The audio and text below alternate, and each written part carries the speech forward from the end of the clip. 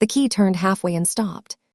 I stood on my mother's back porch with a grocery bag on my hip and a container of soup going cold against my ribs, and I turned that brass key the way I had turned it 10,000 times, and it went in, and it moved, and then it hit something solid that had never been there before. I tried again. I did the thing everyone does, which is to try the exact same failed motion harder, as if the door might be persuaded. Then I stepped back and looked at the knob, and I saw that the metal was bright. Not the soft yellow of a lock that has been opened by the same 4 hands since 1994. Bright. New. There was a curl of shaved wood on the doormat, pale as a fingernail, where somebody had drilled out the old cylinder and not bothered to sweep. My mother had been dead for 8 months. I had a key on a red ribbon because when I was 9 she got tired of me losing it, and I still had that ribbon, gone the color of weak tea, and it was suddenly a piece of garbage in my hand. My phone buzzed in my coat pocket. I already knew. Curtis, my brother. A text, not a call, because a call would have required him to hear my voice while he did it. Hey, Roz. Locks got changed today. Sorry for the short notice insurance thing. Let's talk this weekend. Love you. I read it 4 times. I want to tell you that I felt rage because that would be a cleaner story.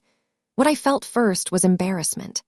A hot, stupid, childish embarrassment, standing on a porch in the cold with soup I had made for nobody, because my mother was dead and I had made it anyway, the way you keep setting a place out of muscle memory. The second thing I felt was the thing that actually mattered, and it arrived quietly, the way the important ones do. Insurance companies do not change locks. I have spent 19 years sitting 6 feet from witnesses, writing down every word they say, and if you do that long enough, you develop a sense that has nothing to do with intelligence and everything to do with pattern. It is not a gift. It is closer to an allergy. When someone gives you a reason that is one size too small for the thing it is covering, you feel it in your teeth. Insurance thing. I stood there until my fingers hurt. Then I walked around to the front of the house, and I looked up at the window of the room where my mother had slept for 31 years, and there was a light on in it. I had not left a light on. Nobody had been in that house since I cleaned out her closet in June, and I had done that alone, and I had turned off every light in every room because she had been a woman who followed you around switching them off, saying, "We are not heating the street, Rosalind," and I had done it that day because it made me feel like she was still behind me. Somebody was upstairs in my mother's bedroom. I want to be honest about what I did next because it tells you everything about who I was before all of this. I did not knock. I did not shout. I did not call the police. I got in my car and I drove home, and I sat in my own driveway for 20 minutes with the engine off, and then I went inside and put the soup in the freezer. That is the woman I was. That is exactly the woman my brother was counting on. My name is not important yet. What I do is, so let me give you that first. I am a court reporter, a stenographer. If you have ever seen a photograph of a courtroom, I am the one in the corner behind a small gray machine that looks like a typewriter designed by someone who hated vowels. My job is to take down every word that is said in a legal proceeding, exactly in order, and to certify that the record is true. People think it is typing. It is not typing. It is listening for a living. It is 19 years of sitting inside other people's worst days and holding still while they lie. You learn things you never asked to learn. You learn that people who are telling the truth interrupt themselves and go backward to fix a small detail nobody cares about, and people who are lying tell it in a clean, straight line. You learn that the moment before a lie, there is very often a small courtesy, a sir or a ma'am, a little bow to the room. You learn that the human throat produces a specific dry click when a person is about to say something they have rehearsed. And you learn paper. God, you learn paper. Exhibits, affidavits, certifications, deeds. I have read more notary stamps than any human being should. There is a whole class of document that passes through a courtroom whose entire function is to say, this happened, on this date, in front of this person, and I have watched attorneys take those documents apart the way a mechanic takes apart an engine, one small stupid bolt at a time. I mention this because Curtis has known me my whole life and never once seemed to register any of it. To Curtis, I typed. That was the word he used at Thanksgiving, at graduations, at the funeral. My sister types for the courts. He said it the way you would say, she does something with computers. It was not cruelty. That is the part that took me the longest to understand. He genuinely did not think there was anything in there worth being careful about. There is one more thing you should know about me, and I would rather say it myself than have you work it out. I am the one who stayed. Not out of nobility. I want that on the record. I stayed because I could not stand the feeling of a thing being undone. When my father died, I was 24, and somebody had to sit with my mother in the funeral home and choose between two nearly identical urns, and Curtis had a flight, and Cass was 19 and in no condition, so I did it. And then somebody had to do her taxes. And then somebody had to notice that the gutter was pulling away from the fascia. And then somebody had to drive her to the cardiologist, and remember which pills interacted, and sit in the parking lot afterward while she cried for 4 minutes and then fixed her lipstick and said, "Well, that is enough of that." 19 years of somebody. It is a job you are never once offered and can never once quit. I told myself it was love, and it was, but it was also that I was afraid of what would happen to me if I ever set it down. If you are the reliable one, you get to skip the harder question, which is whether anybody would come looking for you if you were not useful. That is my flaw. I am going to hand it to you now so you can watch it cost me. The house on Alder Street is not a mansion. I need you to picture it correctly or none of this will land. It is a 1926 4-square with a bad roofline and a porch my father enclosed badly in 1998. Green shingle. A kitchen with a floor that slopes toward the back door, so noticeably that as children we used to set a marble down by the stove and bet on how long it took to reach the threshold. 4 bedrooms if you count the one that is really an attic with ambitions. It was worth, when my mother died, about $390,000, which in our city is not a fortune. It is a normal house full of normal things. The reason it mattered, the reason any of this happened, is that in 2023, the city approved the extension of the light rail spur 3 blocks north, and Alder Street stopped being a street and started being a parcel. Suddenly, men in quarter-zip pullovers were leaving letters in mailboxes. We are prepared to make a cash offer. No repairs necessary. My mother thought this was hilarious. She kept the letters in a drawer and read them out loud at dinner in a voice she reserved for telemarketers and weathermen. Curtis did not think it was hilarious. My brother is 49. He sells real estate, and for a long stretch he sold it very well. He has the specific charisma of a man who was handsome at 19 and has spent 30 years being told about it. He is warm. That is what people do not understand when I describe him. He is genuinely warm. He remembers your daughter's name and the surgery you had, and he will drive to your house at 11 at night with a bag of ice when your power is out. And that is not a performance. It is real, and it lives comfortably inside a man who will also take everything you have and feel he has been reasonable about it. In 2022, he put money into a strip mall development out on the county line. And he put in more than money. He put in his name. He brought in people who trusted him because he was Curtis. And in 2024, the anchor tenant walked and the whole thing folded. I knew none of the details then. I knew only that at Christmas he laughed too much, and at Easter he did not come, and that his wife Simone, who has never once in 22 years asked me a question about myself, suddenly wanted to know whether Mom had ever updated her will. My sister Cass is 36. She had a bad decade and has been clawing her way out of it, and Curtis paid for the last part of that clawing, and both of them know it, and only one of them ever brings it up. That is the family. A woman who typed, a man who sold, a girl who owed, and a mother in the middle of them holding a house that had accidentally become valuable. She died on a Tuesday in December, in the hospital, of heart failure, with all 3 of us there, which is more than most people get. 8 months later, my key stopped turning. I did not sleep that night. Around 2 in the morning, I got out of bed and did the only thing I have ever known how to do when I am frightened, which is to build a record. I got a legal pad. I wrote the date. I wrote the time I arrived at the house, 4:15, and the time I left, 4:40. I wrote down the text Curtis sent, word for word, and then I photographed it, and then I wrote down that I had photographed it. I wrote wood shavings on mat, consistent with cylinder replacement. I wrote light on in west bedroom, 2nd floor. It calmed me the way it always does. A record is a place to put things so they stop rattling. Then I did the second thing, which was worse for my sleep. I opened my laptop and went to the county recorder's website. Every county in the state puts its land records online now. You can search by name, by address, by parcel number. Anybody can. There is no password, no fee, nothing. It is the most boring public archive in existence, and it will tell you the entire truth about who owns what, if you know how to read it, and almost nobody does. I typed in Petrakis. There were 4 results. The first was the 1994 deed transferring the house to Anastasia and Georgios Petrakis, my parents, from a family named Whitlock. The second was a 2001 mortgage. The third was the 2004 satisfaction of that mortgage, which I remembered because my mother had made baklava about it. The fourth had been recorded in April of this year. Quitclaim deed, grantor Anastasia Petrakis, grantee Curtis G. Petrakis.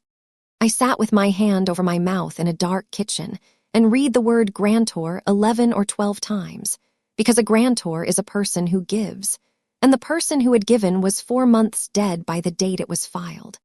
Then I looked at the signature date. March the 14th. I want to explain what happened in my body when I read that date, because it was not a thought. It came up through me like cold water in a pipe. On March the 14th, my mother was in Belhaven General with a fluid overload, in a bed with rails up, on oxygen, and she did not know what year it was. I knew that without checking, without a calendar, without a single document, because I had been in the chair beside that bed. I had been there from 11 in the morning until 9 at night. I had eaten a vending machine sandwich for dinner. She had called me Georgia, which was her sister's name, twice, and then she had come back to herself around 6 and said, very clearly, "Oh, Rosie, you look terrible, go home." My mother did not sign a deed on March the 14th. My mother could not have held a pen on March the 14th. I printed the deed. I sat and looked at it under the kitchen light. And that is when I saw the second thing, the small one, the one that did not shout. At the bottom, below her signature, was the notary block. The name of the notary, typed and signed. Terrence R. Boyle. His seal, reproduced in the scan as a gray ring of text. And inside that ring, the way there always is, the line that says when his commission expires. My commission expires 09/32/2024. I read it, then I read it again. Then I put my finger on the screen like a child learning to read. The document said it had been signed and notarized on March the 14th of this year. The stamp said the man's authority to notarize it had ended the previous September. Now, I have to be careful here, because I have watched 100 attorneys get excited about exactly this kind of thing and be wrong. Stamps get reordered. Commissions get renewed, and people keep using the old seal out of laziness. It is sloppy, it is technically improper, and by itself it proves nothing at all.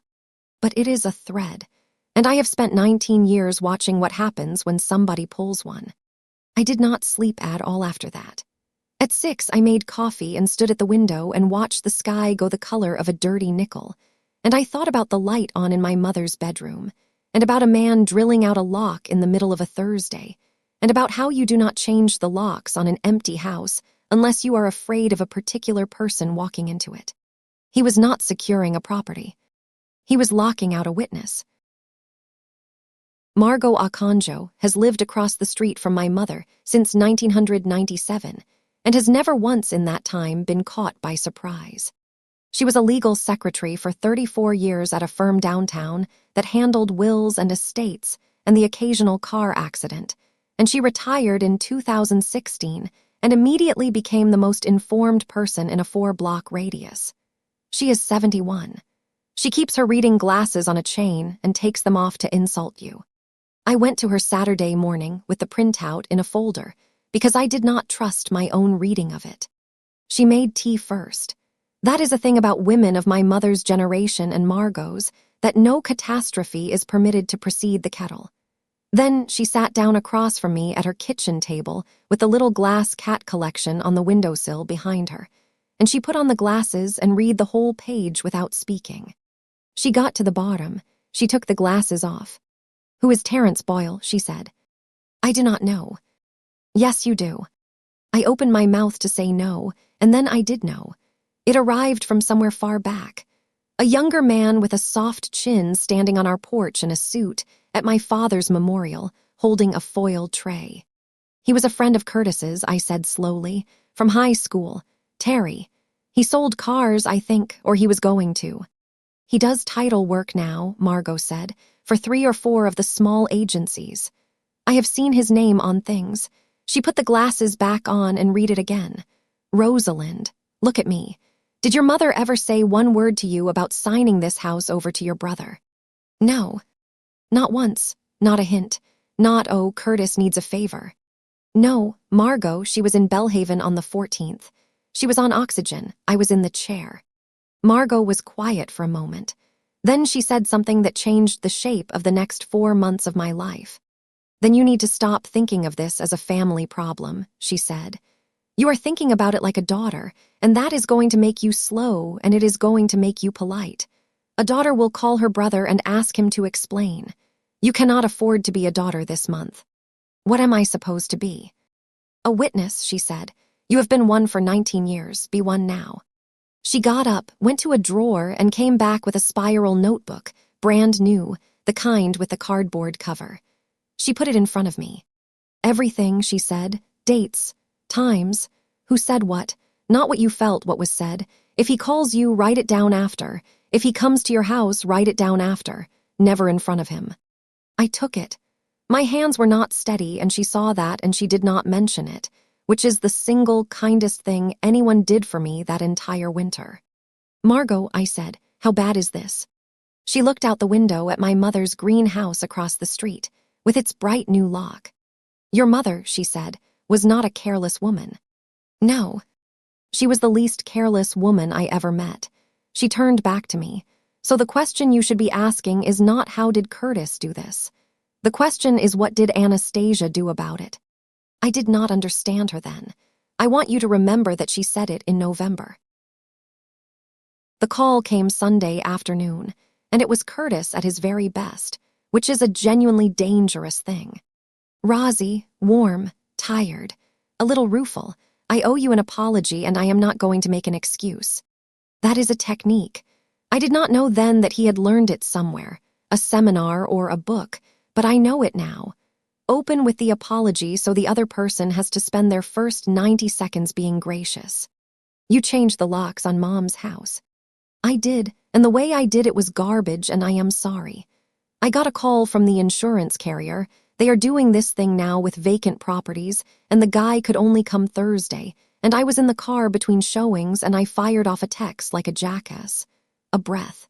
You should not have found out standing on the porch. I hate that. I have hated it since Thursday. And here is the thing. Here is the thing that I need you to sit with, because if you have never had a Curtis in your life, you will not believe how it works. I almost apologized to him. I felt it rise in my throat, the reflex, oh, it is fine, do not worry about it. 19 years of being the one who smooths. My mouth was actually open. I looked down at Margot's notebook on my kitchen table. Send me a key, I said. There was a pause, not long, about the length of a held breath. Absolutely, he said. Yes, of course. Let me get a copy cut this week. Curtis? Yeah. Why was the light on in Mom's bedroom? The second pause was longer, and it had a different texture. I have listened to 11,000 hours of people answering questions, and I can tell you the exact sound of a man rebuilding a sentence mid-flight. Was it, the lock guy, probably, or Simone, she went by to check the radiators. There is a thing with the pipes when it drops below freezing. A small laugh.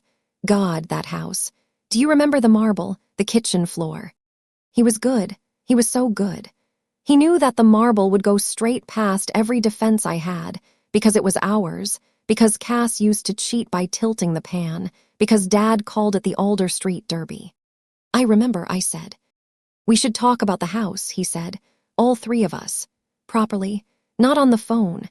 There is stuff to sort out, and I have been avoiding it because honestly, Roz, I have been a mess since December, and that is not fair to you or Cass. What stuff? Estate stuff, boring stuff. Look, come to dinner, next Sunday. Simone will do the lamb. I said yes. I want to be clear that I said yes knowing about the deed, knowing about the date, knowing my mother had been on oxygen.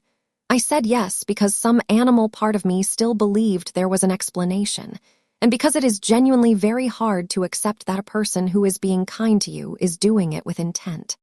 After I hung up, I sat down and I wrote in the notebook. Sunday, 2:40 p.m., incoming call C. Then everything he said, as close to verbatim as I could get, and I am better at that than most people. I got to the part about the lock guy, and I stopped. He had said the lock guy or Simone. He had offered two possibilities. But on Thursday, he had told me the locks were changed that day. Thursday. And I had been on that porch at 4:15 on Thursday, and the wood shavings were still on the mat, and the light in the bedroom was already on. If the lock guy had been and gone, why was the light on? And if the lock guy was still there, whose car was not in the driveway? Small things, nothing, a stamp, a light, a pause. I wrote them all down anyway. I need to go backward now, because you cannot understand what my brother did unless you understand that he had done a smaller version of it before, and that we all let him. In 2009, my father was still alive, and the transmission went on my mother's car. Curtis handled it. Curtis always handled the things that could be handled with a phone call and a smile, and this is not nothing. I want to be fair. There is real value in a person who is not afraid of the phone. He found a guy. The guy did the work it cost. Everybody was thrilled. 6 months later, my mother mentioned, in the way she mentioned things, sideways, and while doing something else, that the car was in Curtis's name now. It had been a paperwork thing, something about the title and the mechanic and the lien. It made a kind of sense when he explained it. It made a kind of sense for 4 years, until my father got sick and they needed to sell the car, and it turned out that selling it required Curtis, and Curtis was in Arizona, and it took 11 weeks. Nobody called it anything. It was not stealing. He was not going to keep the car. It was simply that at some point the thing had ended up on his side of the table, and everybody had adjusted around that, because adjusting around Curtis was the family's oldest and most practiced skill. There were others. The safe deposit box he was added to in 2015. The way he was the one who talked to the cardiologist, so that for a period of about 2 years the family's information about our mother's own heart came through him and was slightly sunnier than the truth. The Christmas he sold my father's tools and told us it had been in the will, and the will said nothing of the kind, and Cass and I looked at each other across the table, and then let it go because our mother's face was doing a thing we could not stand to look at. Every family has a set of stories it tells and a set it does not. In ours, the not told ones all had the same shape, and the shape was this. Curtis takes a step forward, and the ground under everybody else shifts a little to accommodate it, and by the time you notice you are standing somewhere new, there is no incident to point to. There is no moment where he took anything. There is only a slow drift, and a woman on the phone saying, well, he did handle it. That is how it happens. Not one theft. 10,000 small courtesies going one direction. I thought about all of it that week, sitting in a deposition on the 14th floor of a building downtown, taking down a man explaining why he had not disclosed a roof leak. And in the middle of that deposition, the plaintiff's attorney held up an exhibit and said, "For the record, this document bears a notarial seal." And the witness said, "If that is my signature, then I signed it." And the attorney said, "That is not what I asked you." And I wrote it all down with my hands moving on their own the way they do after 19 years. And somewhere behind my eyes, a door opened. Boyle would have a journal. Notaries in this state are required to keep one. A bound, sequential record. Date, time, type of document, name of signer, how the signer was identified, and the signer's own signature in the book.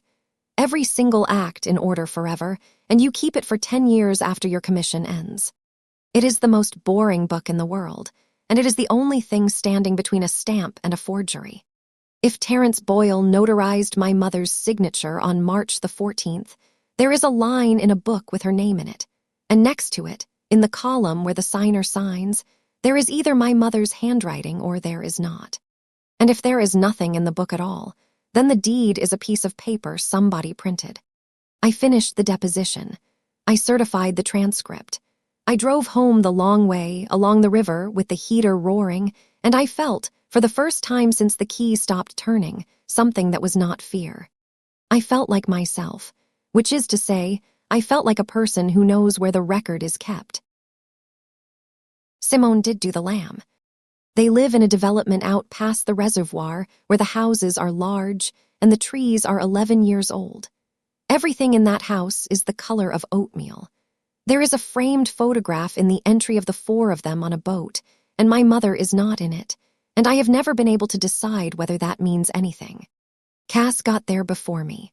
She was in the kitchen with a glass of white wine she was not drinking, holding it the way you hold a prop, and when she saw me, her whole face did something complicated and fast, and then settled into a smile. My sister is 36 and has been sober for 4 years and 2 months, and I am proud of her in a way that has no bottom to it, and she knows that, and it is also true that between us there is a room with a locked door in it. The years when she was not well were years when I was the one who drove to places at 2 in the morning. She has apologized. I have told her it is fine. Both of those things happened and neither of them emptied the room. "You look tired," she said. "I am tired." "Is it work?" "It is, Mom," I said and watched her. Something crossed her face. I logged it. I hated that I logged it. That is the cost of Margot's advice, that you cannot decide to observe your own family for a limited time and then stop. We ate. Curtis was wonderful. He told the story about our father and the wallpaper steamer and made Cass laugh so hard she had to put her fork down. And for about 40 minutes it was the best evening our family had had in 3 years. And I understood with total clarity that this was deliberate and that I was still enjoying it. Then Simone cleared the plates and did not come back, and Curtis leaned his forearms on the table, and the room changed temperature. "So," he said, "the house." Cass reached for her water. "I have been carrying something," Curtis said, "and I have not known how to say it, and I have made it worse by waiting." He looked down at his hands. "Mom put the house in my name." Nobody said anything. "Last spring," he said, "in March. She asked me to come over and she had it all thought out, and honestly, Roz, she did not want you to know, and I have been sick about that part because it is not fair to you." "Why would she not want me to know?" I said. My voice came out level. 19 years of not reacting in a room where you are not permitted to react. "Because she knew you would fight it." He said it gently. "She said Rosie will want to do it the complicated way. She wanted it clean. One name. No probate, no lawyers, no 3-way argument about a house nobody can afford to buy the others out of." He spread his hands, and she wanted me to look after Cass with it. Cass's head came up. "I told her that was not how I wanted to do it," Curtis said, and she said, "Curtis, I am not asking." And there it was. Beautiful, really. He had not just claimed the house, he had claimed our mother's voice, which is the one thing none of us could cross-examine, and he had wrapped it in a bow of protecting Cass, which meant that any objection I raised was now an objection to Cass being protected. I have watched attorneys spend $40,000 trying to build a structure like that and fail. "When in March," I said. He blinked. "What?" "You said March. When in March?" "I do not know, Roz. Middle. Why does that matter?" "Because in the middle of March she was in Belhaven General," I said. "The 11th through the 17th. Fluid overload. She was on oxygen and she was confused, and on the 14th she called me Georgia." The silence had a floor to it. Cass said very quietly, "That is true. I visited on the 15th. "Well, then it was not the 14th, Curtis said, and his voice was still warm, and that is what frightened me, that his voice was still warm. It was before she went in or after. I am not going to swear to a date 8 months later, and neither should you." "I am not swearing to a date," I said. "I am telling you where our mother was." "Rosie," he reached across and put his hand over mine, and his hand was heavy and dry, and I remembered it on the back of my neck when I was 6, steering me across a parking lot. "I know what this is. I do. 8 months and you are still looking for something to do with it. I have been the same, but you cannot fix her being gone by turning it into a case." That is the single most effective sentence anyone said to me in the whole of this, and it very nearly worked because it was almost true. I did not tell him about the deed. I want to explain why, because at the time it felt like cowardice, and it was actually the only intelligent thing I did that entire month. If I told him I had pulled the record, he would know what I could see. And a man who has changed a lock because of one witness will change other things too. So I let him keep his hand on mine, and I said, okay. Okay. I am tired, Curtis. I do not want to fight about a house. His shoulders came down 2 full inches. I watched relief move through my brother's body, and I thought, you were frightened of me, and I never once knew it. At the door, Cass hugged me too hard and for too long. Into my shoulder, so quietly that I have replayed it 300 times to be sure I heard it. She said, Roz, do not. Do not what? She pulled back and her eyes were wet, and she said, in a completely different voice, a bright one, do not forget the Tupperware. She gave you lamb. Devraj Anand's office is above a dry cleaner and has a water stain on the ceiling shaped like Portugal. I chose him because Margot said, do not go to a big firm. They will bill you $11,000 to tell you to settle. Go to somebody who is hungry and reads. Dev was 56, divorced, and had the specific untidiness of a man who is competent at exactly one thing and has let everything else go. He was also, for the first 25 minutes, dismissive, and I am including that because I think it is important that not every ally arrives useful. He read the deed. He listened to me explain about Belhaven. He nodded a great deal in a way that meant nothing, and then he said, Mrs. Petrakis. MS. MS Petrakis. I want to be realistic with you because I would rather lose your business than take your money. He set the paper down. This is a hard case, not an interesting one. A hard one. Undue influence and forgery cases against a family member are the worst work in this building. They take 2 years. They cost more than the house. Juries hate them. And the person you are suing knows exactly which of your relatives to call. I know what a hard case is, I said. I have taken down 1,100 of them. He looked up. You are a reporter. 19 years, certified, real-time. Something in his posture reorganized itself. It was not respect exactly. It was recalculation. Which firms?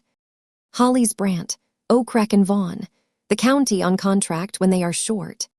Huh, Dev said. He sat back. You have watched more direct examination than I have. Yes.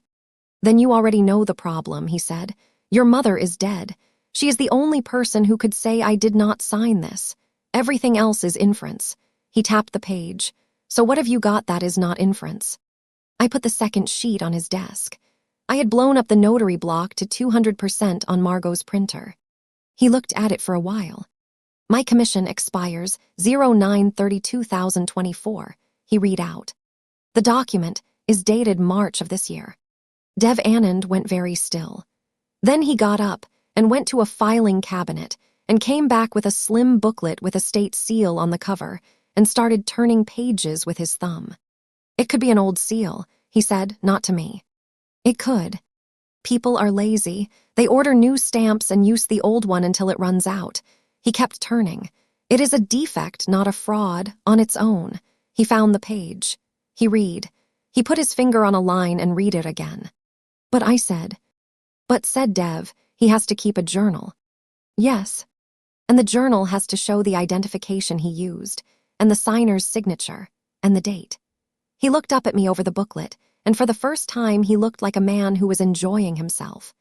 And if he was not commissioned on the 14th of March, then either the journal shows an act performed without a commission, which is a criminal offense in this state, or the journal shows nothing at all, in which case where did your mother's signature come from? How do we get the journal? We do not, he said. Not yet. If we subpoena that book today, it will be a very tidy book by Friday. He set the booklet down.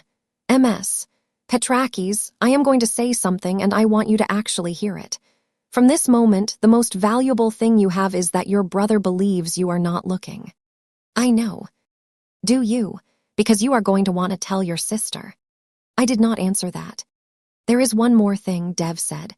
A quitclaim deed transfers whatever interest the signer had. It says nothing about whether they had any. So while we are looking at what he filed, somebody should also look at what else is on that parcel. He wrote a note. Pull the full chain. Everything recorded against that address since your father died. Not just deeds, Mortgages, liens, judgments, releases, everything. Bring it to me. What am I looking for? I have no idea, he said cheerfully. That is what makes it worth looking. It took me 4 days and $11 in copy fees.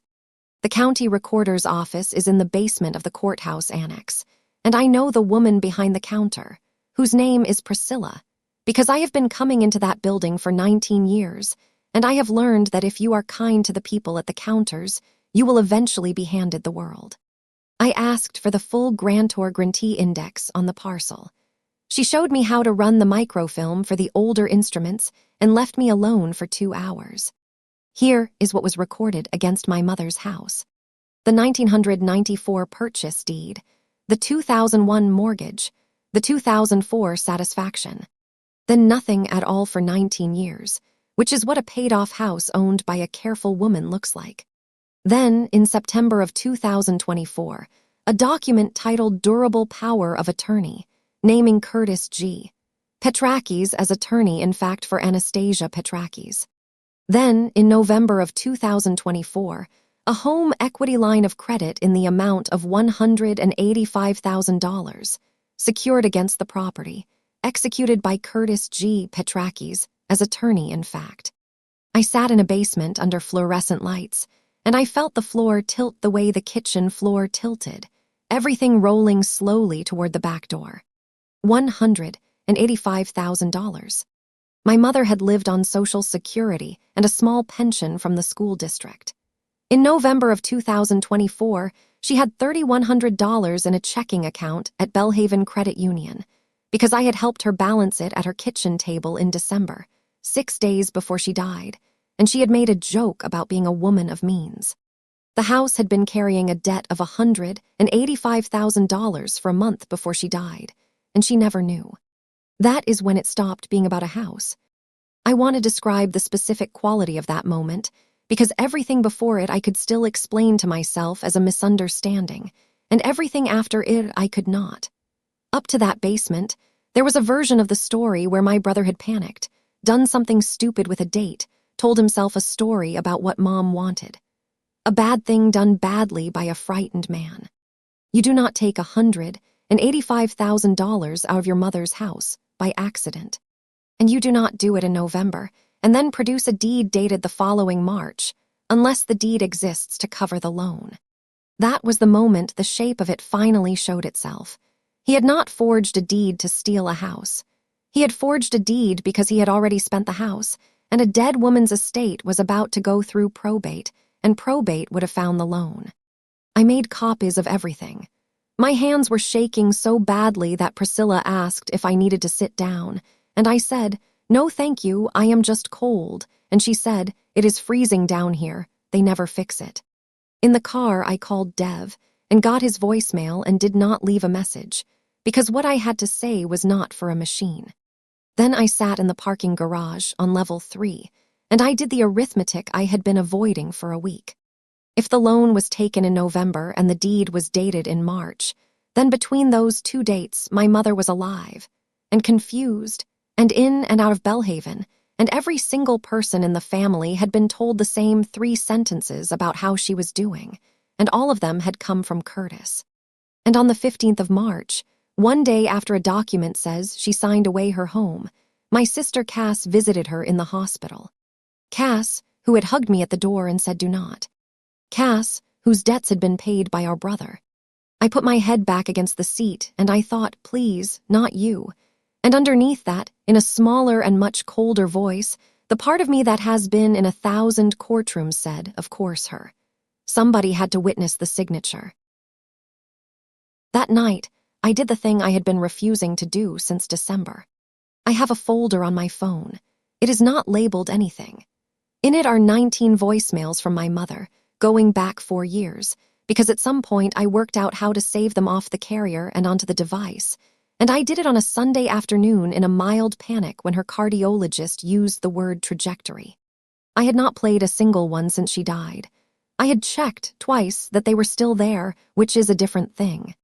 I sat on the floor of my apartment with my back against the couch, and I plugged in headphones so the neighbors would not hear me, and I started at the oldest one. My mother did not know how to leave a voicemail. Nobody of her generation does. She spoke to the machine as if it might answer, and she left long silences waiting for it to, and she signed off every single one with her own name as though I might not know. Rosie, it is your mother. Call me when you can, it is nothing. It is your mother, Anastasia. The gas man came, and he says it is the regulator, and I said I would ask you because he had a face on him. Call me, your mother. I am not going to pretend it was bearable.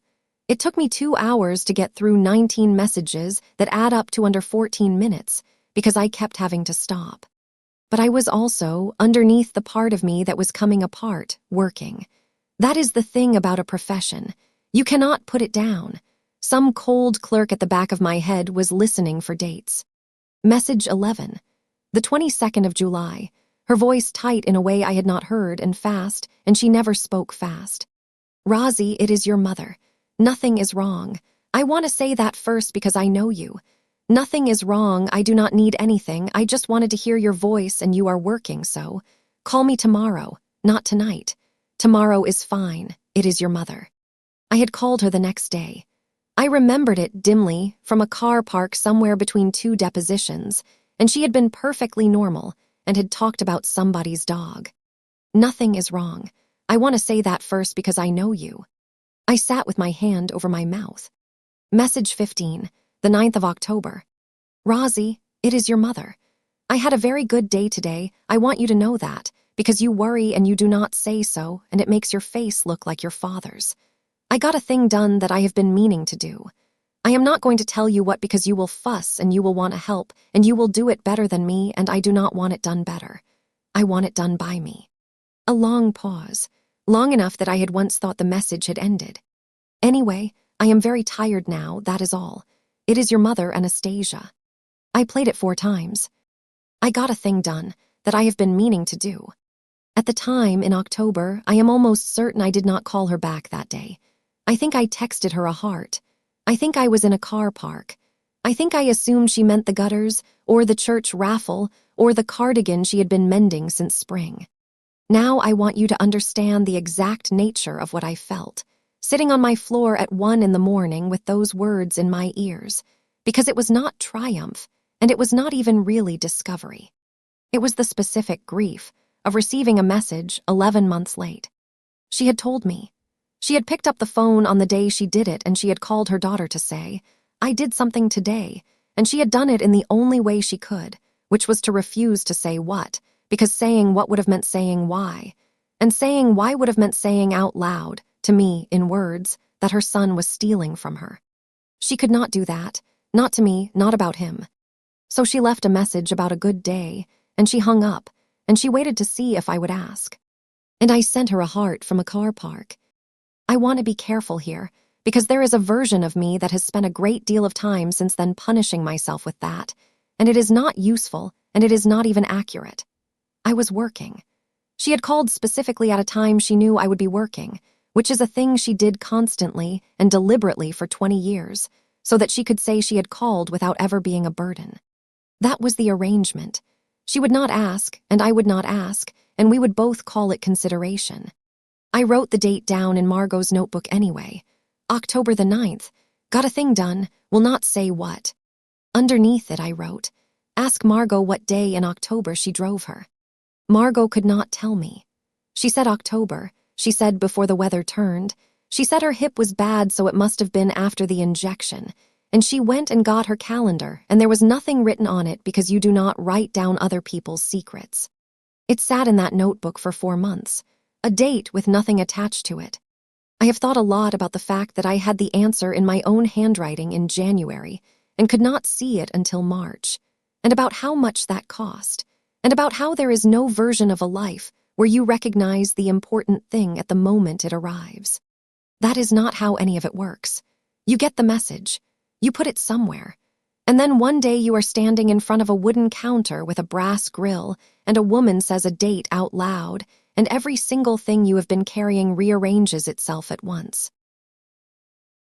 Dev's first question, when I put the file on his desk, was not about the money. Where were you on the 14th of March? He said. With her, in the room. Prove it. I told you. I was there from 11 until 9. Ms. Petrakis, he took his glasses off. You are the sister who stands to lose a house. Every word out of your mouth is worth nothing and you know it. So, prove it. He was right, and it made me furious. And being furious at a man for being right is a very specific kind of useful. I went home, and I opened my own life like an exhibit file. Here is what I found in 11 hours, and I want to lay it out the way I would lay it out for a court, because this is the part where I stopped being a victim of a document and started being a person who builds one. I am a freelance court reporter. I do not have a boss. What I have is a calendar and an agency that assigns me, and a billing record, and none of it is sentimental. All of it is time-stamped, and none of it belongs to me, which is exactly what makes it worth something. On the 11th of March, I had a deposition scheduled in a construction defect matter. At 7:52 in the morning, I emailed the agency's scheduler and canceled it. The email said, "Family emergency, mother hospitalized, please reassign, apologies." She wrote back at 8:04 and said, "Do not think about it, take care of her." I had canceled every job through the 18th. 6 assignments, 6 emails, 6 replacements found. There is a paper trail of my mother's worst week written in the language of somebody else's billable hours. At 12:41 on the 14th of March, I paid $9 for parking at the Belhaven Medical Campus garage. And because I am the kind of person who scans receipts for taxes, there is an image of it in a folder on my laptop with the metadata intact. At 3:15 on the 14th of March, I took a photograph. It is not a good photograph. It is my mother asleep with her mouth open and her hair flat on one side and a plastic clip on her finger. And the whiteboard on the wall behind her says today is Friday, March 14, and under it, in a nurse's round handwriting, "Your nurse is Danielle in goal. Sit in chair 2X. I had taken it to send to Cass. I had not sent it because it felt like a betrayal of my mother's vanity, and I had left it there, and 8 months later it was the most valuable object I owned. At 6:58 that evening, I ordered a sandwich from the cafeteria on a debit card. At 9:20 I texted Cass, "She is asleep, better numbers, I am going home." Dev laid it all out on his desk, in a row like a man dealing solitaire. "Okay," he said quietly, "okay. Is it enough?" "It is enough to make a judge stop being bored," he said, "which is more than most cases get." He looked up. "But you understand what it proves. It proves you were there and she was in a hospital bed. It does not prove she did not sign. People sign things in hospital beds. People sign things badly and later and with help." She was confused. Confused is not incapacitated, and a doctor 8 months later will not say incapacitated for love or money. He tapped the photograph. "This is a woman asleep. A very good attorney will say she woke up at 4. So what do? We do the boring thing," Dev said. "The boring thing wins." The boring thing was this. He filed nothing. He sued nobody. He sent one letter on one page to the county recorder and to the title insurer for the Hellock lender, stating that a document recorded against the parcel appeared to bear a notarial seal reflecting a commission that had expired prior to the stated date of execution, and requesting nothing at all. "You are not asking them for anything," I said. "I am not asking them for anything," Dev agreed. "I am notifying them. A title insurer that has been notified of a defect and does nothing has a problem. A title insurer that has been notified of a defect will, entirely on its own with no help from us, begin to ask Terrence Boyle some questions about his journal." He capped his pen. "And they can ask him in a way we cannot, because they are the ones holding $185,000 of exposure, and he wants to keep working." I have thought about that letter many times since. 1 page. No accusation. No demand. It cost $11 to send certified, and it did more damage than any lawsuit I could have filed, and it did it without ever putting my name in front of my brother. That is what I learned from a man in an office under a water stain shaped like Portugal. You do not attack the strong point. You notify the person whose money is at risk, and then you get out of the way. I went to see Terrence Boyle anyway, against advice. I want that in the record too, because I am not going to pretend I was disciplined the whole way through. His office was a suite in a converted motel on Route 9, between a vape shop and a place that did lash extensions. There was a sign that said Boyle Title and Closing Services, and a smaller one that said Notary, and a hand-lettered one that said back at 2. It was 2:40. He was there. He was heavier than the man on our porch in 2009, and his shirt was very white, and he had the raw, shaved look of somebody who has recently decided to take himself in hand. There was a Keurig and a bowl of individually wrapped mints and 11 framed certificates on the wall. "Help you?" "I hope so," I said. "My name is Rosalind Petrakis." I watched it land. I have watched several thousand people receive information they did not want, and there is a specific sequence. The face holds, the hands move, the body decides. His hand went to the mints. He did not take one. He moved the bowl about an inch to the left. "Curtis's sister," he said. "Anastasia's daughter." Right. He gestured at a chair and did not sit down himself, which is what people do when they are hoping the meeting will be short. I was sorry to hear. She was a lovely lady. "You met her?" Well, he laughed. It was a terrible laugh. "Years ago, at your dad's thing." "But not since." "Not, His eyes went to the door behind me and back. "What is this about?" "Now, here is where I made my mistake.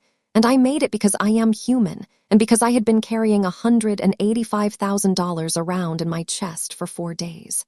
I should have asked him nothing. I should have let him wonder why I had come. Instead, I said, "You notarized my mother's signature on a deed dated March the 14th.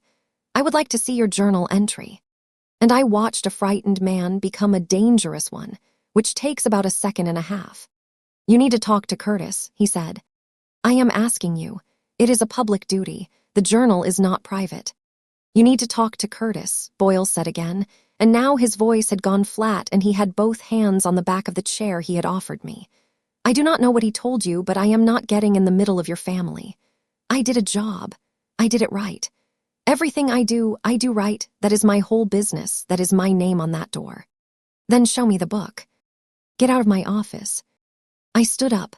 At the door I turned around, because I could not help it, because for 1 second I stopped being a witness and became a daughter. "Mr. Boyle," I said. "She was on oxygen that day. She thought I was her sister." Something happened in his face that I have gone over and over. It was not guilt exactly. It was the look of a man being handed a fact he had specifically arranged not to have. "Get out," he said, "of my office," and his voice cracked on office, and I left. I sat in my car in the parking lot of a converted motel, and I wrote it all down in Margot's notebook, every word, because that is what I know how to do, and my handwriting was terrible and I did not care. Then I drove home, and by the time I got there, my brother had called 4 times. He did not lead with anger. He never has. "You went to Terry." I did. Roz, a long breath, the sound of a reasonable man exercising restraint. "Do you have any idea how that looks? Do you know what that man is going to say to people? He does closings for half the agencies in the county. I work with him. He notarized a document with our dead mother's name on it. He notarized a document our mother signed. On the 14th of March. I told you, I do not know the date." "The document knows the date," I said. "It is printed on it." There was a silence, and in that silence I could hear him deciding which brother to be. He chose the good one. He always chose the good one first. "Okay," he said, softer. "Okay, I hear you. You have been sitting with this alone and it has gotten enormous. That is my fault. That is what happens when I do things sideways instead of just saying them." A pause. "Let me fix it. Let me buy you out." "What?" "The house. Look, legally it is mine. Mom made that call, but legal is not the same as right, and I know that." He was warming to it, and this is the thing about Curtis. He believed it while he said it. He was moved by his own generosity in real time. "A third. I will get it appraised properly, not the low ball the rail people are throwing around, and I will write you a check for a third, and Cass gets a third, and we are done. We are a family again by Christmas. And I want to tell you something honest and unflattering. I wanted to say yes. Not for the money. I did not want that house. I had lived my whole adult life in an apartment with a rented water heater, and I had never once wanted a four-square with a bad roofline. I wanted to say yes because I was so tired. Because a family that was fine by Christmas was the only thing I had actually wanted since December, and here it was being offered, and all I had to do was stop looking. I closed my eyes and I saw the whiteboard. Today is Friday, March 14. Your nurse is Danielle. There is $185,000 against the house, I said. The silence this time was different. It had no texture at all. It was a room with the air taken out. What did you say? A home equity line. November of 2024. Executed by you as attorney, in fact, under a power of attorney recorded in September of 2024. I kept my voice level, and level is a skill, and I have had 19 years of practice, which is 4 months before she died, which means when we sat in that hospital and you told me the bills were handled, they were handled with her house. You have been pulling records on me. I have been pulling public records on a property. You went behind my back. I laughed. I could not help it. It came out of me like a cough. Curtis, you changed the locks. Because I knew you would do this. And there he was. There was my brother at last, and his voice was very loud and very young, the voice of the boy who broke the storm door and screamed at me for seeing it. I knew you would take the worst possible reading of everything and turn it into a federal case, because that is what you do, Rosalind. You sit in the corner and you write everything down and you keep score. You have kept score your whole life. You think nobody notices, but we all notice. You are the martyr of Alder Street, and you have been dining out on it since Dad died. I let him finish. That is a thing you learn in depositions. Let them finish. Never interrupt a man who is destroying himself in an orderly fashion. Are you done? I said. Roz. Where did the money go, Curtis? And my brother, who had never in 49 years been at a loss for a warm sentence, said, You do not know what you are doing, and hung up the phone. I sat there for a while. Then I wrote it down, all of it, including the part about being the martyr of Alder Street, because it had teeth in it, and because a record you edit to flatter yourself is not a record. And then, because I had spent 19 years learning what happens next, I got up and I went to the drawer where I keep the folder with my mother's things, and I photographed every single page of it, front and back, and uploaded the images to 3 separate places, and mailed a paper set to Margot across the street with a note that said, Do not open this, just keep it. Which is why, 6 days later, when my apartment was broken into and the only thing taken was a folder, I did not lose anything at all. I came home on a Tuesday to a door that was closed, but not latched. Nothing was broken. That is the part nobody believes. There was no smashed pane, no jimmied frame, no drawers pulled out onto the floor like in a film. There was a closed door that had not caught, and an apartment that was exactly as I had left it, except that the second drawer of my desk was open 2 inches, and the folder that had been in it was gone. My laptop was on the table. My grandmother's ring was in a dish in the bathroom. There was $40 in an envelope on the counter marked cleaner. They took a manila folder with photocopies in it. The officer who came was 26 years old and kind and completely useless. He wrote down that there was no sign of forced entry. He asked whether anyone else had a key. I said my brother had a key to my old apartment 4 years ago, and I did not know if the locksmith had rekeyed when I moved.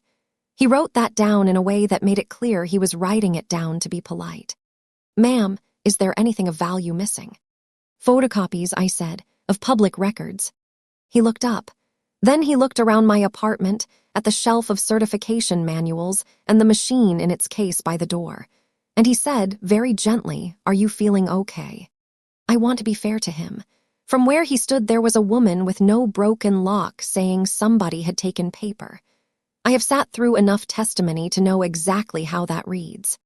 I said yes, thank you, and he left, and I sat on my own floor with my back against the couch for about an hour. Then I called Margot. It is here, she said, sealed, untouched. I put it in with the Christmas things where nobody would look, and Rosalind, I want you to listen to me now. Margot. He came here. Everything in me went cold and quiet. Yesterday, she said, Curtis, very pleasant, asked how I was, said he was clearing out your mother's, said if there was anything of hers I wanted as a keepsake, I should say. A pause. And then he asked whether Anastasia had ever left anything with me. Papers, anything for safekeeping. What did you tell him? I told him she left me a bunt tin and 11 years of aggravation, Margot said. And then I made him a cup of tea he did not want, and I talked about my hip for 25 minutes until he left. I laughed, and then I found I was not laughing. He is looking for something, I said. Yes. Something that is not the deed. Yes, Margot said, and Rosalind. He is not looking for it because he is afraid you will find it. He has been looking for it since before you ever pulled a record. He was in that bedroom with the light on in November, and if he had found it then, he would not still be looking now. I stood in my ransacked and completely undisturbed apartment. What did she do, Margot? I do not know, she said. She never told me. But in October, before she got bad, she asked me to drive her to the county building, and she would not say why, and she made me wait in the car. Her voice did something. She was in there 40 minutes. She came out and she got in and she put her seatbelt on and she said, well, that is that. And I said, that is what? And she said, Margaret, do not be nosy. October, a month before the loan, 5 months before the deed. She went alone, I said. She would not let you come in. She would not let me come in.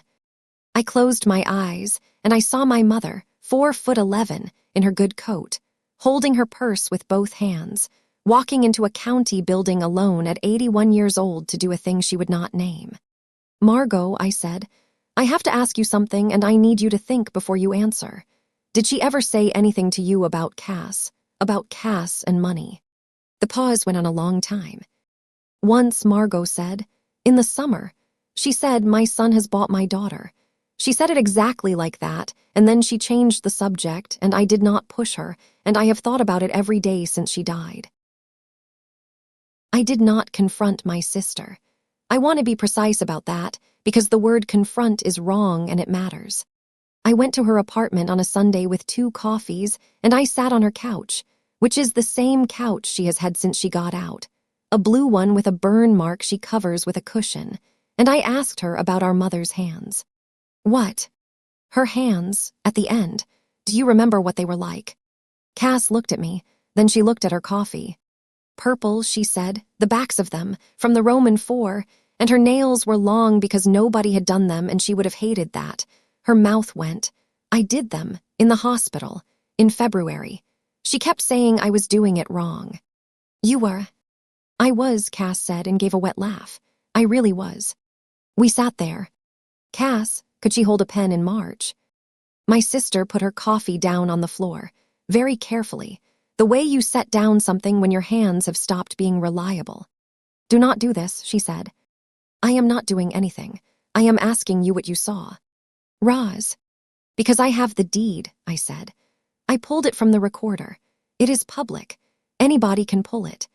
It says she signed on the 14th of March, and I have a photograph of her asleep on oxygen on the 14th of March, and there is a $185,000 loan against her house that was taken in November while she was alive and did not know. Cass made a sound. It was not a word.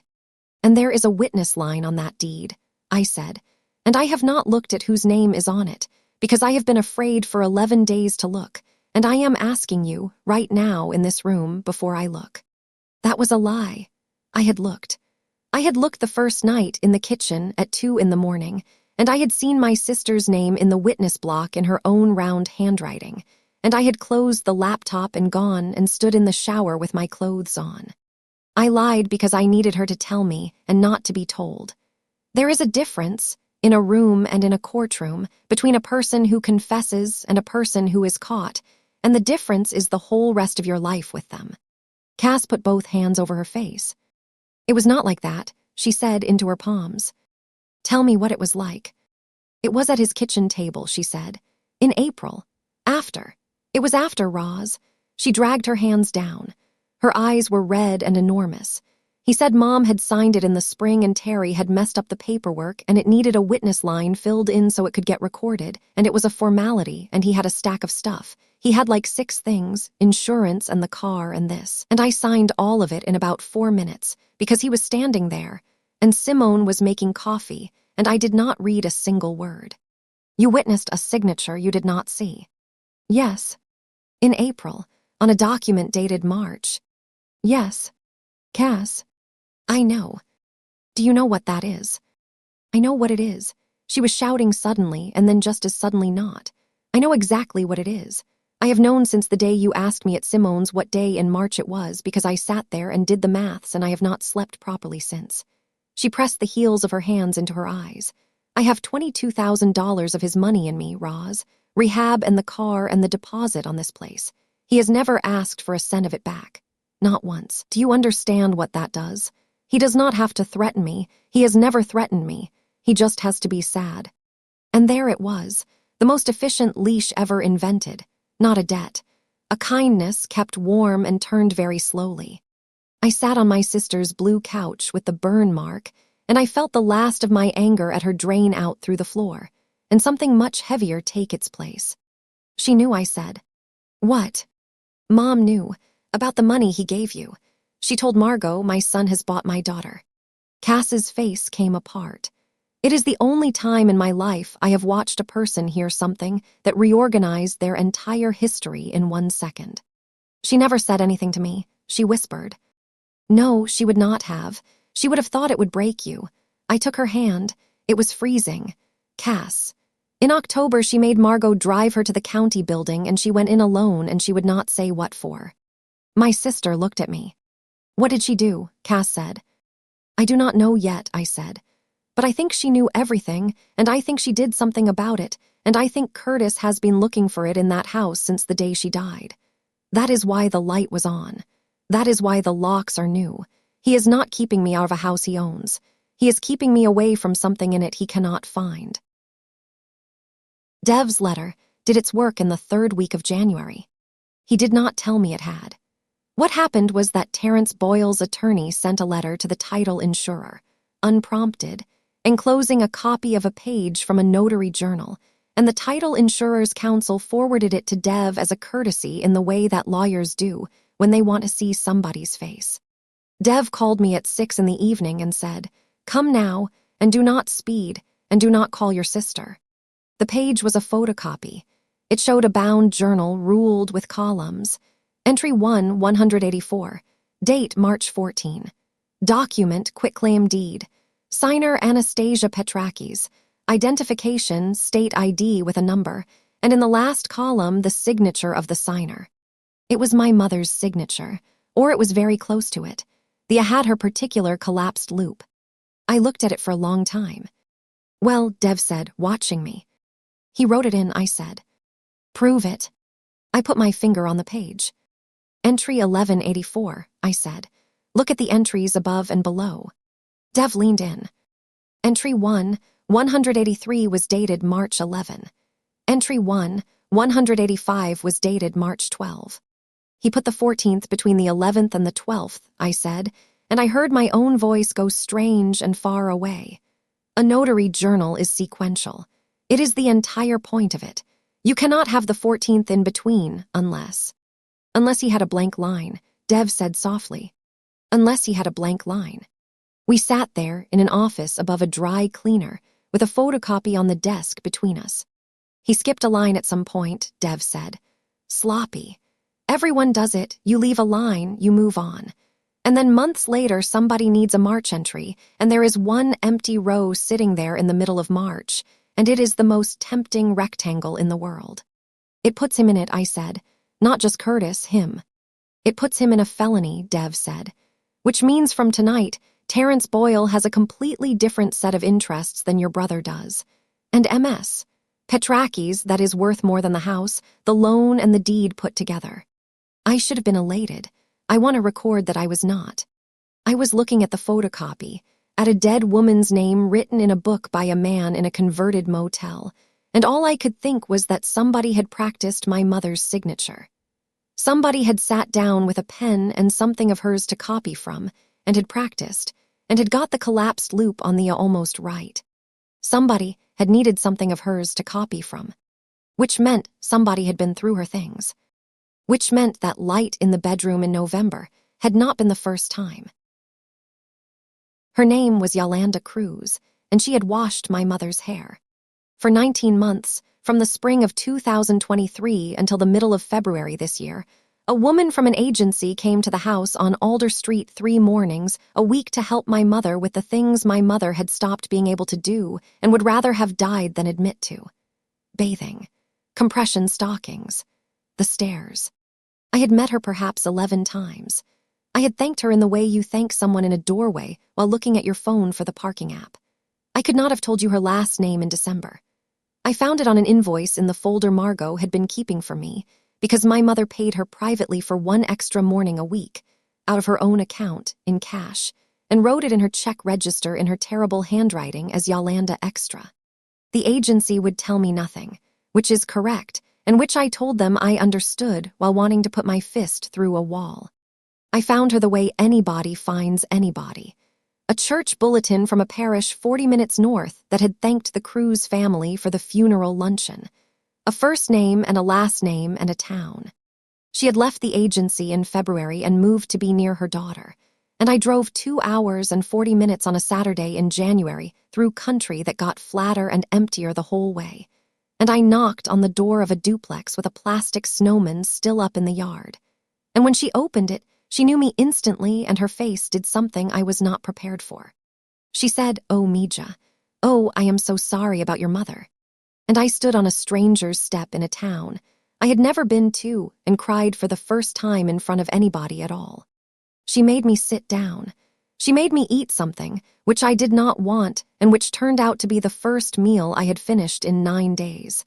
Her daughter's dog put its whole head in my lap and stayed there. I want to record what Yolanda Cruz gave me, because it was more than evidence. She said my mother sang in the shower and could not carry a tune. She said my mother refused the shower chair for 4 months and then named it Douglas.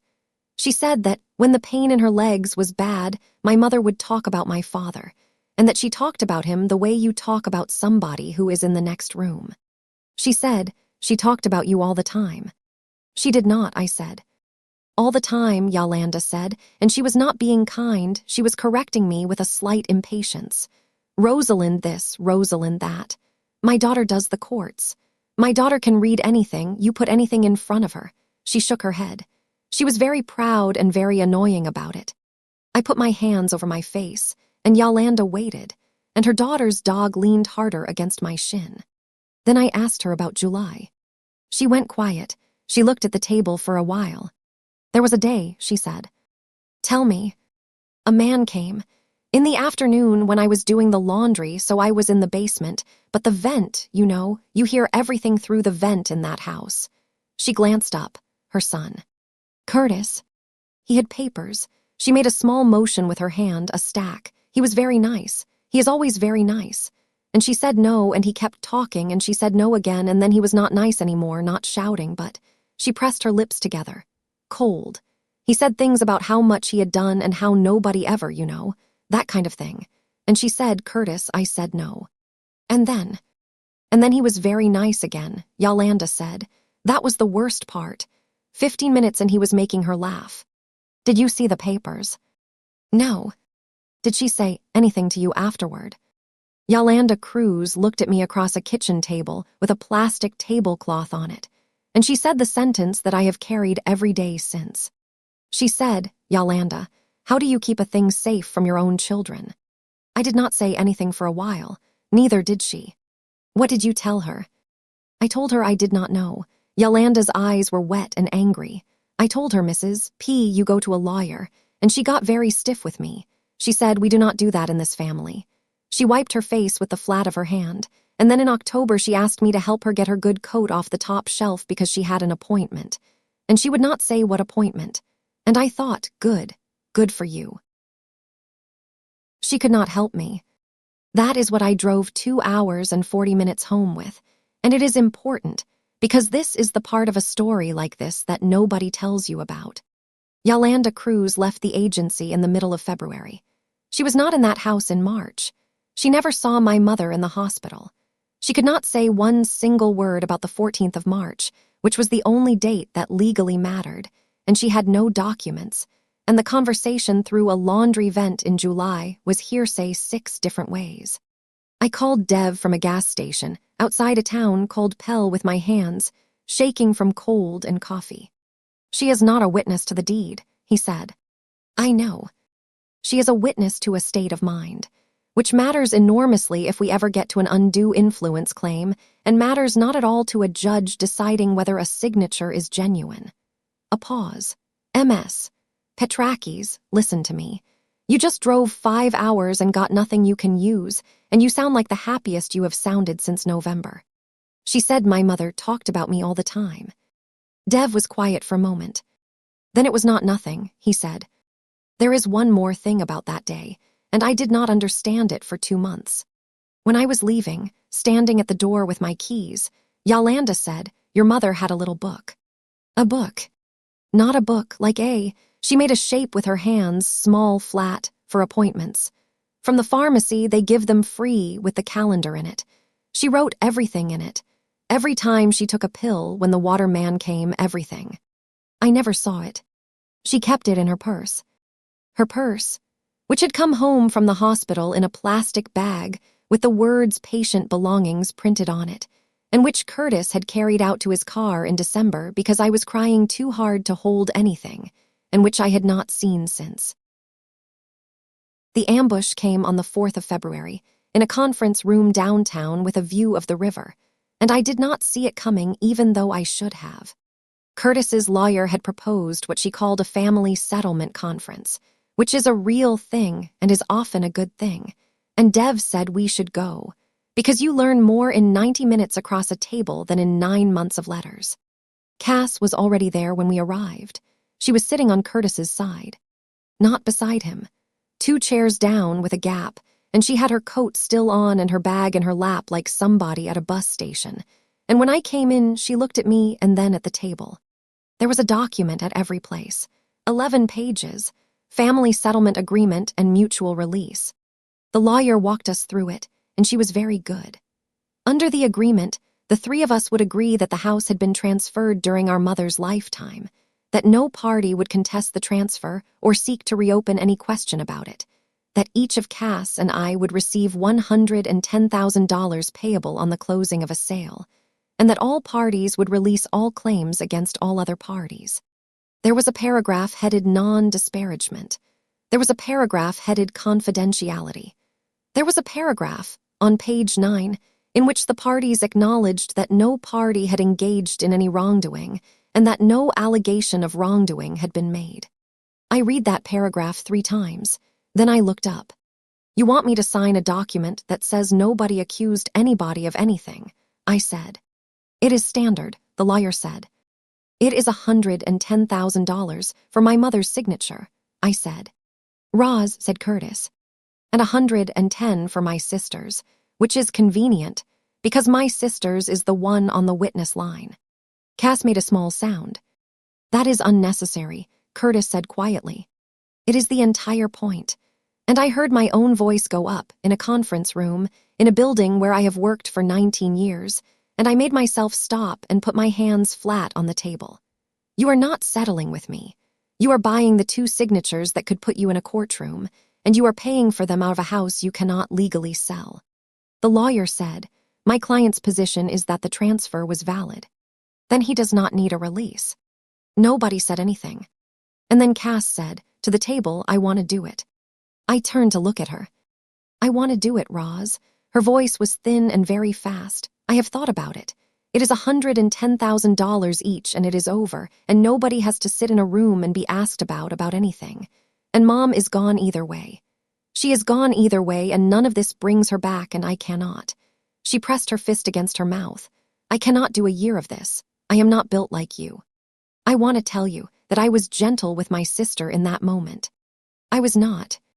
You signed a witness line on a document you never saw signed, I said. If you take money to make that go away, that is not peace. That is the second thing you did wrong. Cass got up and left the room.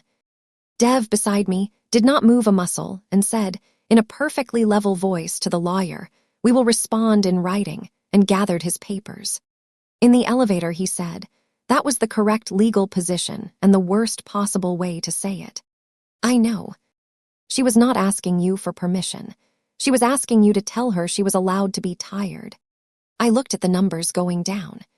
I know, I said. I called her 11 times that night. She did not pick up any of them.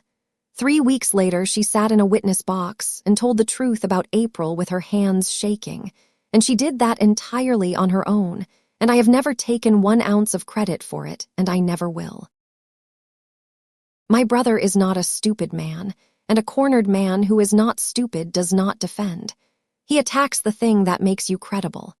The letter came from the state board on a Thursday in February. Notice of complaint. A grievance had been filed against my certification, alleging that I had improperly accessed and disseminated confidential materials obtained in the course of my professional duties, and that I had used my access to court facilities and personnel for personal advantage in a private dispute. There was an attachment. It was a photograph taken from the doorway of the recorder's basement of me at the microfilm reader with a stack of copies, and Priscilla standing beside me pointing at the screen. There was a second attachment. It was a written statement from Terrence R. Boyle describing a visit to his place of business by a court reporter who had identified herself by her professional title and demanded to inspect confidential client records, and who had become agitated when refused. I read it standing up in my kitchen, and I had to put a hand on the counter. I want to explain what that letter actually was, because if you do not do what I do, it will look like paperwork. My certification is not a diploma on a wall. It is the thing that makes a transcript real. When I certify a record, a court accepts that record as true because the state has said I am a person whose word about what was said in a room can be relied upon. That is the entire value of 19 years. Not my speed, not my software, my reliability. If the board suspended me pending investigation, I would lose every assignment on my calendar. Agencies do not wait, but that was not the part that made me have to hold the counter. The part that made me hold the counter was this. If my brother's lawyer could stand up in front of a judge in 9 months and say, "This witness is under investigation by her own licensing board for misusing records," then every single document I had found became the work of a woman with a grievance and a habit. He had not attacked the evidence.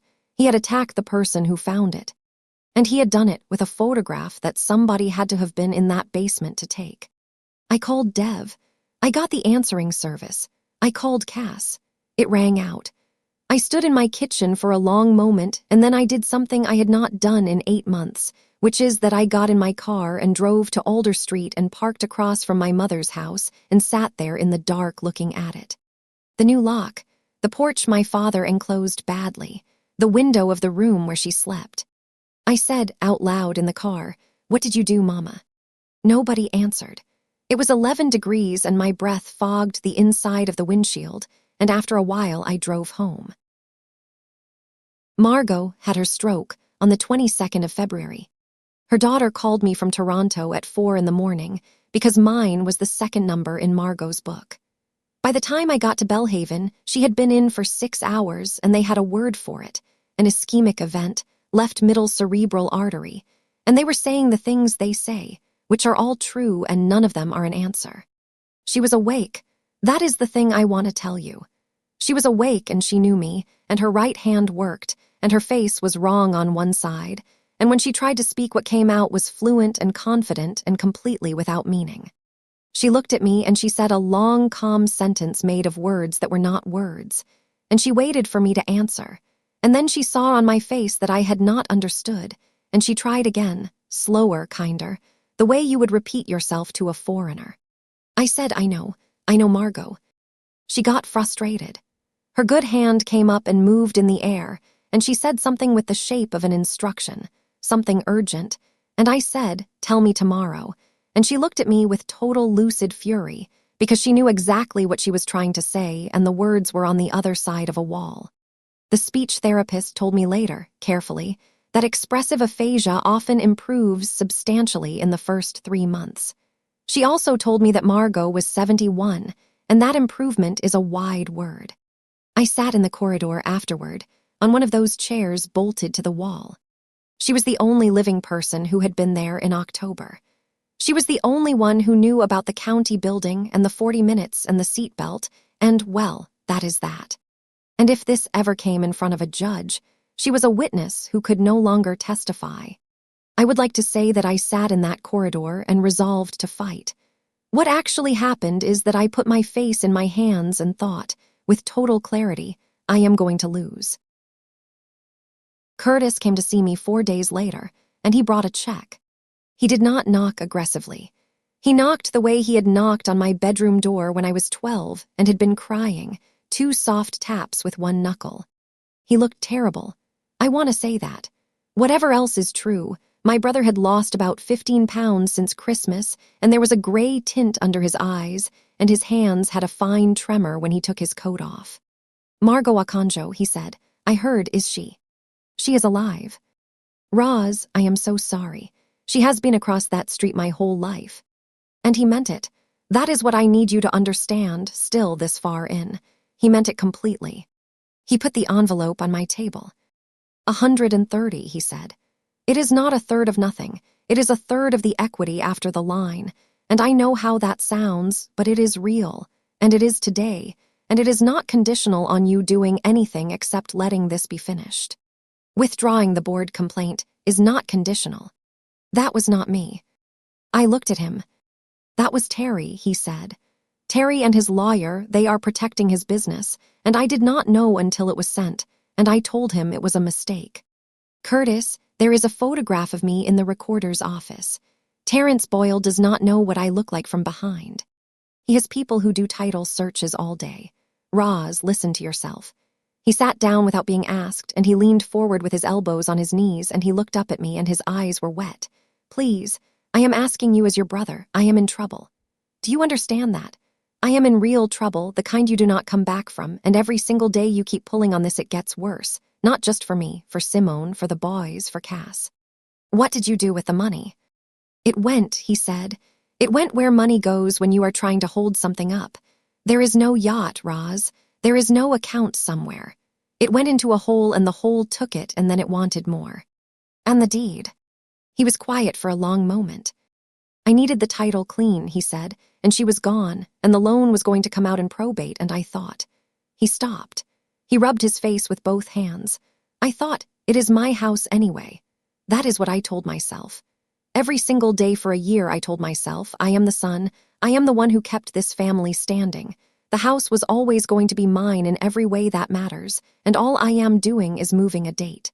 You moved our mother's signature. I moved a date, he said, and there was a flash of the shouting man from the phone. Then it went out. Yeah, okay, yes. We sat in my apartment. The radiator ticked. Take the check, he said, please. And here is my lowest point, and it did not look like a courtroom or a scream. It looked like a woman at a kitchen table at 9 at night with her hand 3 inches from an envelope. Because I was going to lose. Margot could not speak. My license was under investigation. Cass had signed the witness line herself and would be destroyed on cross in about 11 minutes. Dev had told me 2 years and more than the house was worth. And the man in front of me was not a monster. He was my brother, and he was frightened, and everything he had said about the sun and the house and the story he told himself every day was true. He was not even lying about that. I picked up the envelope. I want you to know I picked it up. I held it and I thought about being finished, and about Christmas, and about not being the martyr of Alder Street, and about how much of my life I had spent being the one who made things smooth, and how tired I was, and how there was nobody left to be tired at. And I thought about my mother in her good coat, holding her purse with both hands, walking into the county building alone. She did not know what would happen either. She was 81 and her heart was failing, and she did not know if any of it would work.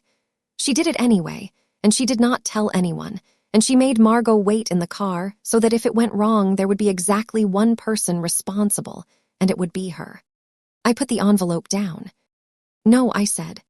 Curtis looked at it, then at me, and the last of the warmth went out of my brother's face, and what was left was not rage.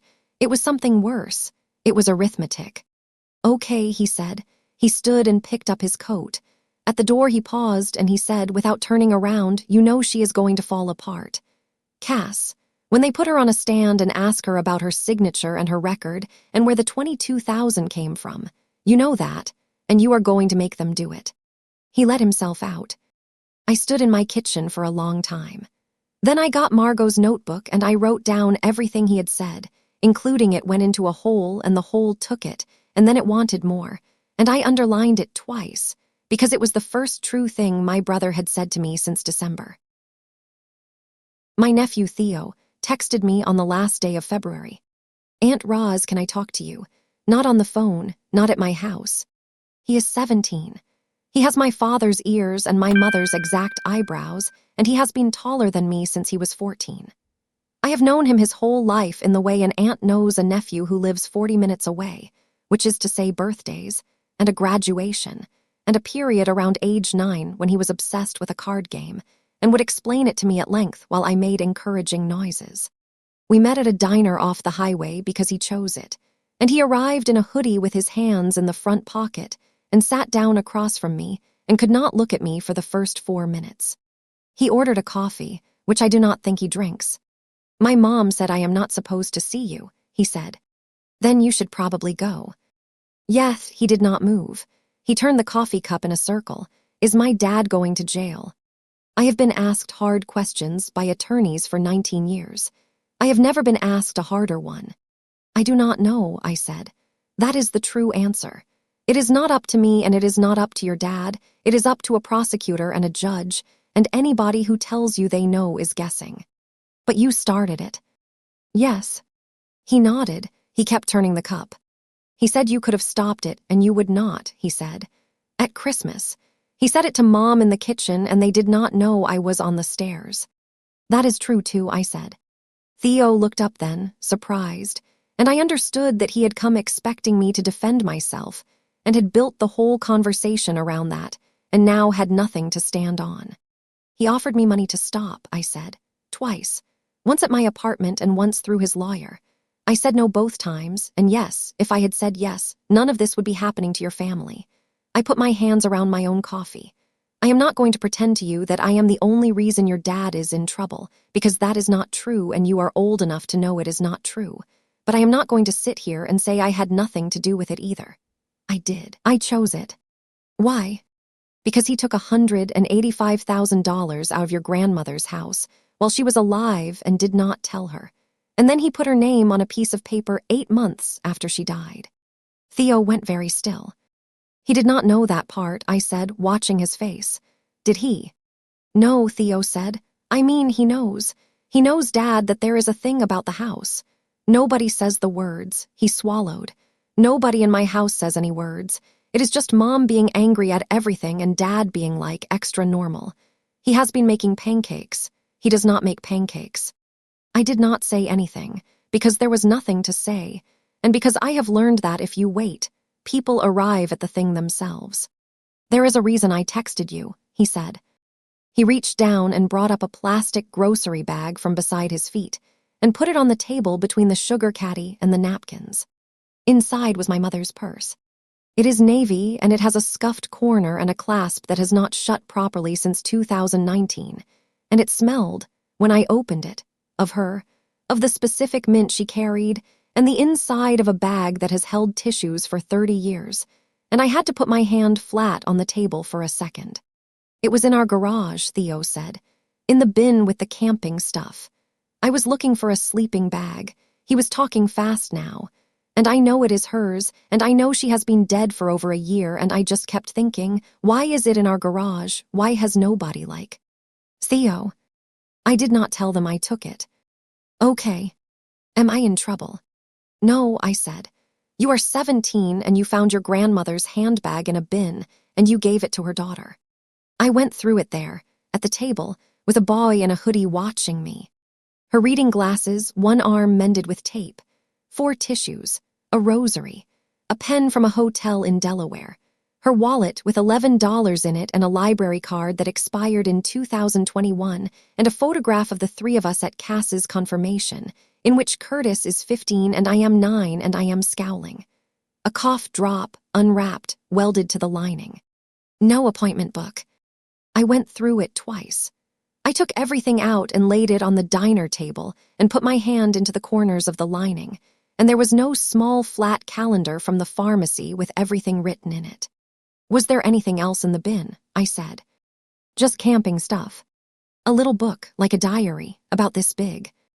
Theo shook his head. I sat back. So he had taken the purse home from the hospital in December, and he had gone through it, and he had kept one thing out of it, and it was the one thing in that house that contained 19 months of my mother's handwriting, sample after sample after sample, dated, in her own hand, in a pharmacy calendar. You do not keep that because it is sentimental. You keep it because you need something to copy from. Aunt Roz, Theo said, you have got a really weird face right now. I know, I put everything back in the purse. My hands were steady, which surprised me. Theo, can I ask you one thing, and you can absolutely say no. Okay.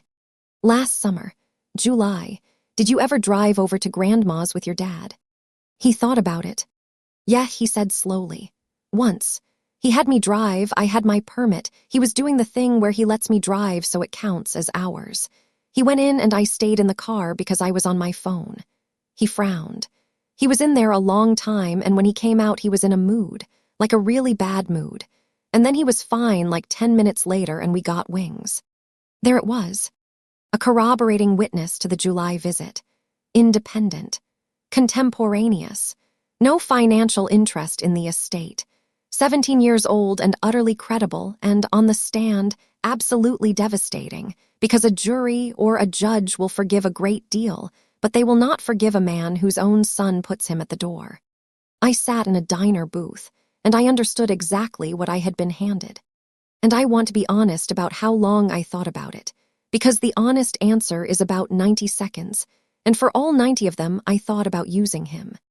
Theo, I said, I am not going to ask you to say any of that to anybody.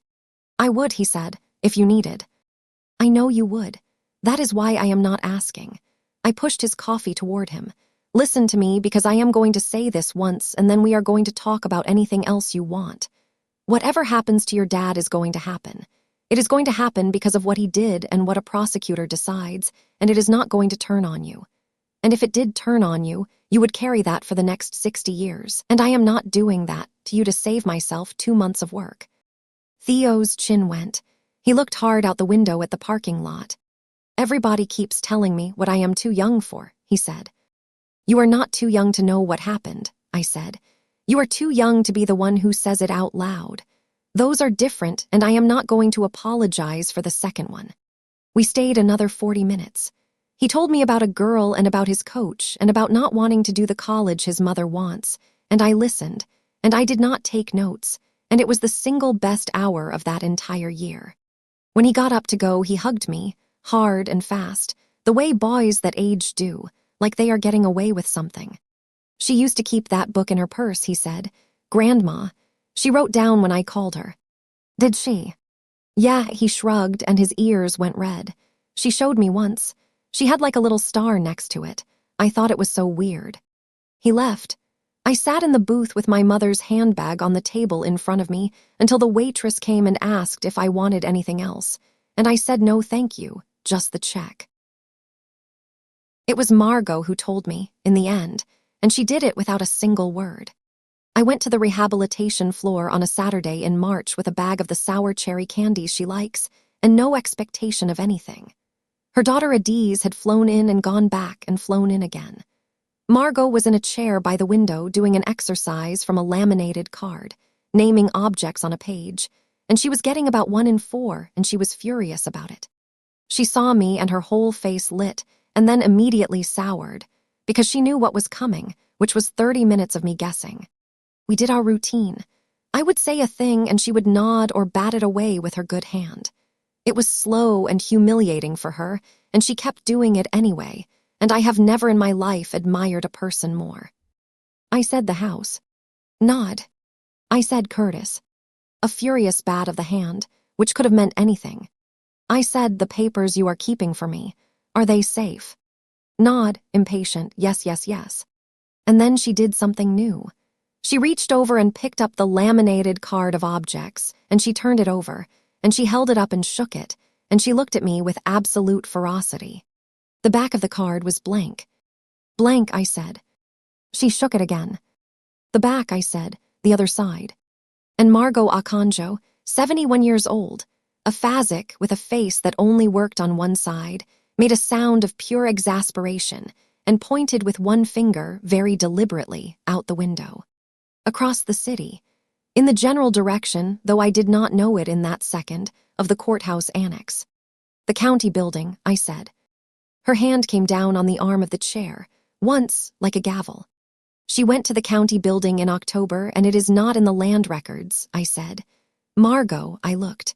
"I pulled the whole chain on that parcel. There is nothing recorded in October. There is nothing between 2004 and the power of attorney." She hit the arm of the chair again, harder, and made a sound that I understood perfectly even though it was not a word. And the sound meant, "Then you are looking in the wrong place, you stupid girl." I sat back, and I thought, with my hands flat on my knees, about a building I have walked into 4 times a week for 19 years. The county annex has 5 floors. The recorder is in the basement, land records, deeds and mortgages, everything that touches a parcel. The first floor is licenses and permits and the tax assessor. The second is family court intake. The third is civil filing. The fourth is the law library nobody uses and 3 hearing rooms. And on the 3rd floor, at the end, past civil filing, behind a wooden counter with a brass grill that has been there since 1961, is the office of the Register of Wills. I stood up so fast, the candies went on the floor. Because here is a thing that almost nobody outside a courthouse knows, and that everybody who works in one has watched happen 100 times. In this state, a living person may deposit their own will with the Register of Wills for safekeeping. You bring it in sealed. You pay a small fee. They log it in a book, they give you a receipt, and they put it in the vault. Nobody may open it or inspect it or even confirm its contents while you live, not your children, not your attorney, nobody but you. And when you die, it is filed. But only if somebody tells them you are dead. It is a 40-minute errand. It involves forms and a notary who works for the county and a clerk who will explain it to you twice. You walk out with a receipt in your handbag and nothing else, and there is nothing to find in your house because there is nothing in your house. It does not appear in the land records index. It has nothing to do with a parcel. My brother could have searched that basement every day for a year and never once come near it. And if no one ever petitions to open an estate, if the son simply produces a deed and tells the family the house was handled, then a woman's last will sit in a vault in a courthouse 1.5 miles from her own front door, indexed, cataloged, sealed, and waiting. Waiting for anybody at all to walk up to the counter and ask. I got to the 3rd floor at 11 minutes past 2. The clerk's name was Bettina, and I have known her since 2011 because she does the swearing in for the hearing rooms, and she once lent me a phone charger during a 4-day trial. "Rosalind, you look like hell." "Bettina," I said, and my voice was not working right.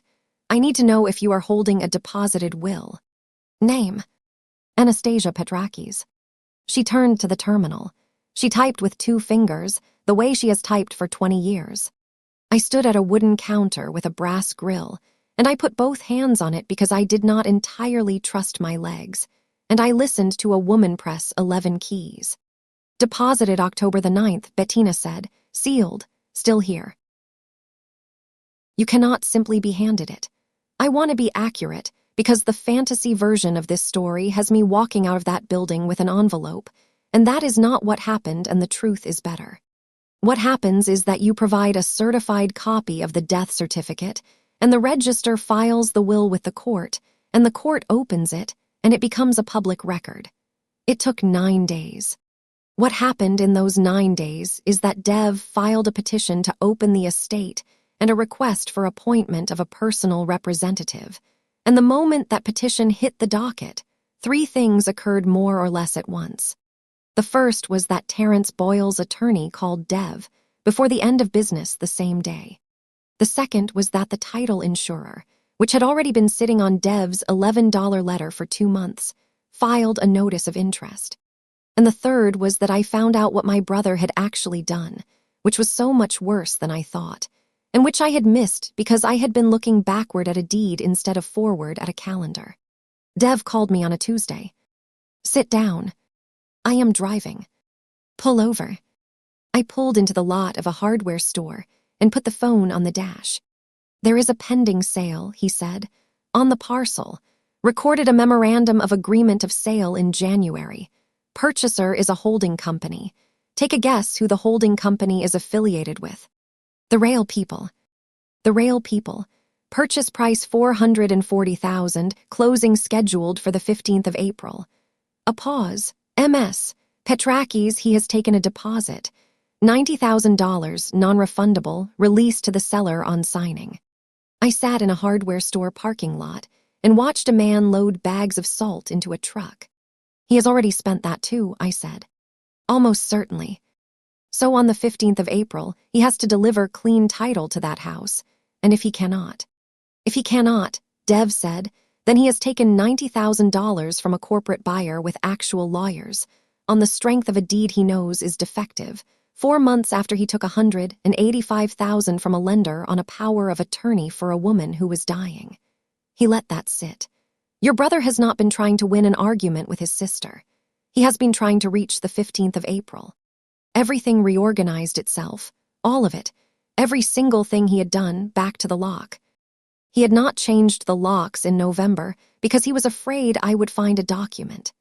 He had changed them because a buyer's inspector was going to walk through that house in December, and he could not have me standing on the porch when they did. The dinner with the lamb, the check. It went into a hole and the hole took it and then it wanted more. Please, I am asking you as your brother. All of it was a man watching a calendar. Dev, I said, what happens on the 15th of April?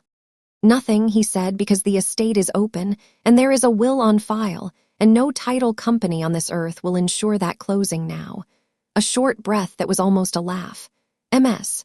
Petrakis, I have been doing this for 31 years. Your mother stopped that sale from a vault. In October, 14 months before the contract existed. They filed the will on the 27th of March. I was not permitted to be in the room when the seal was broken, and it would not have mattered. It is not a ceremony. A clerk opens an envelope with a letter knife and stamps a date on the first page. Dev picked up the certified copy and drove it to my apartment himself, which I did not ask him to do and have never forgotten. It was 4 pages. It was dated the 9th of October. It had been drawn by an attorney named Priya Raghavan, whose office is 2 blocks from the courthouse and whose name none of us had ever heard. And it was witnessed by 2 people neither of us had ever heard of. And it was self-proving, which means it came with a sworn affidavit from those witnesses executed at the same time, which means it did not need either of them to be alive or findable to be admitted. My mother, at 81, with a failing heart, had walked into a lawyer's office alone and paid for the version that could not be attacked. The dispositive part was short. She left the house on Alder Street to her 3 children in equal shares. She revoked all prior powers of attorney. She directed that any sums advanced by any child to any other child during her lifetime be treated as gifts and not as debts of the estate, and that no accounting of them be made, which is a sentence that took me a full minute to understand, and then made me put the paper down on the table. She had reached our vault and cut Cass off the leash. And on the 4th page, after the signature block, there was a letter, not a legal instrument. A single page, handwritten, folded and sealed separately with the will, which the register had filed with it because it had been deposited with it. My mother's handwriting was terrible. It got worse the last 2 years. I could read it because I have been reading it my whole life. Rosie, if somebody is reading this to you, then I did not get to say it, so I will be quick because you never let me be sentimental. I know about the paper Curtis brought in the summer. I did not sign it. I told him no, and he was very angry, and then he was very sweet, which is how I knew he would come back. He does not think he is a thief. That is what makes him one. I know about the money he has been putting into Cassie. I let it happen because she needed it, and I thought I could fix it later, and then later got small. I have done what I can do. It is not much. It is 4 pages. Now the part you will not like. You have to stop, Kukla. Not this. Do this. I mean afterward.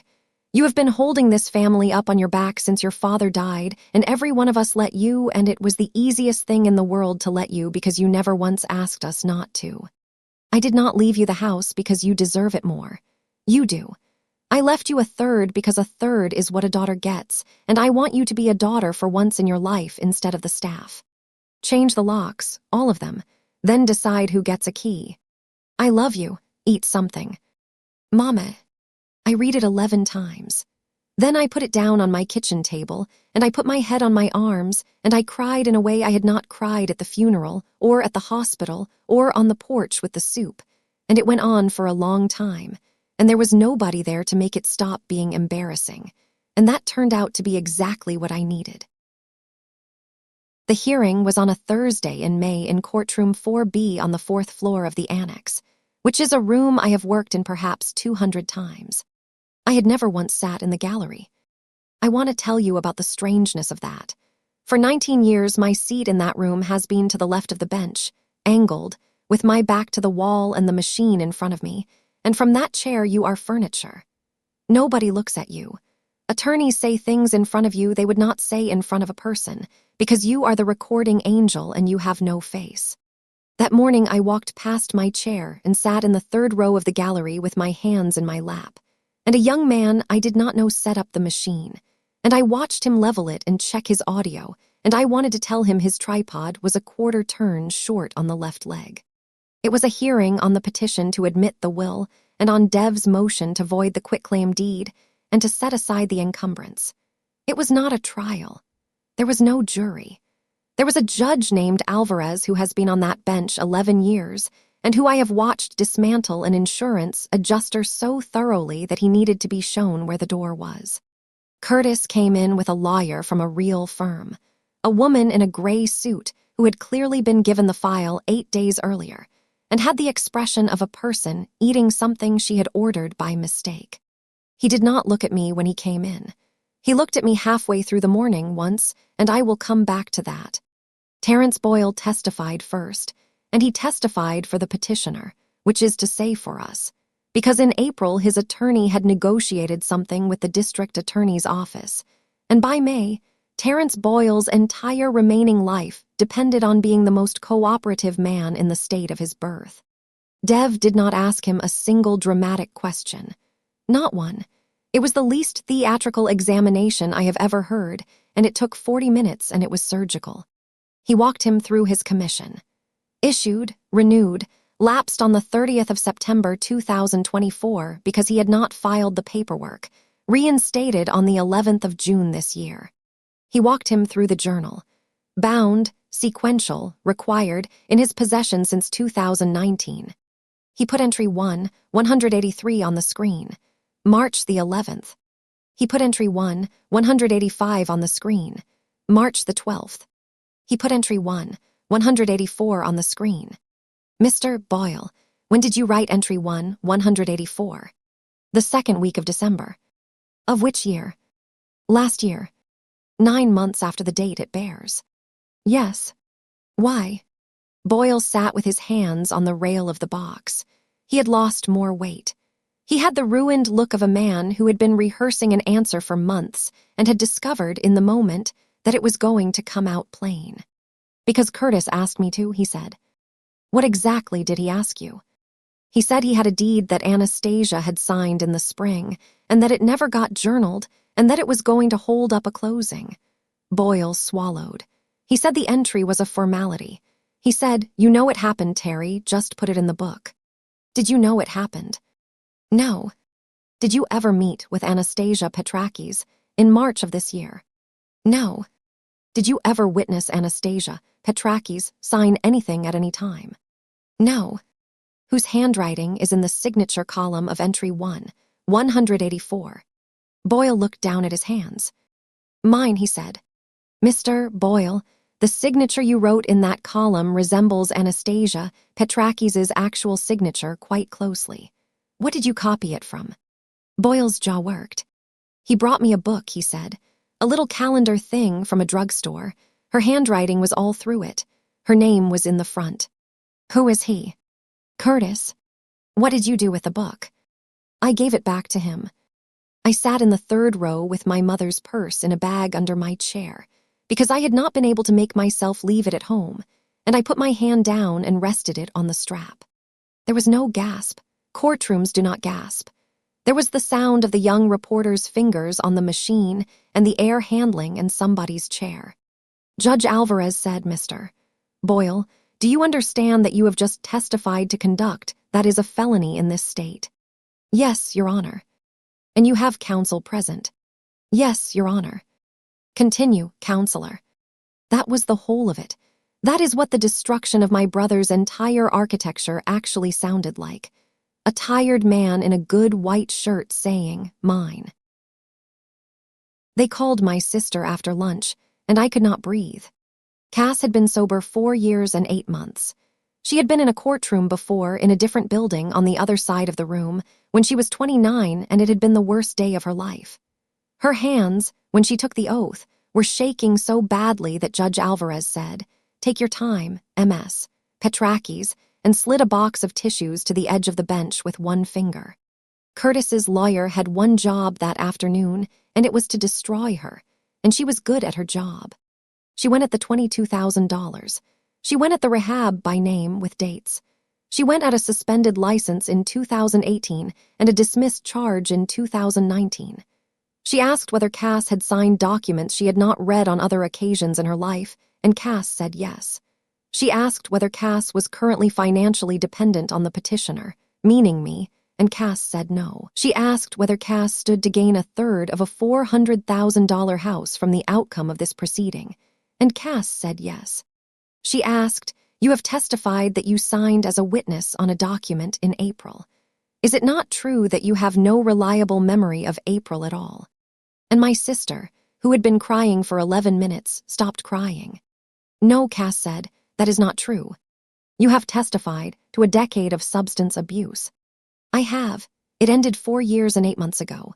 Her voice was still wrecked, but it had a floor under it now. "I remember April. I remember it was raining. I remember Simone made coffee in the machine that grinds the beans and it was too loud to talk over.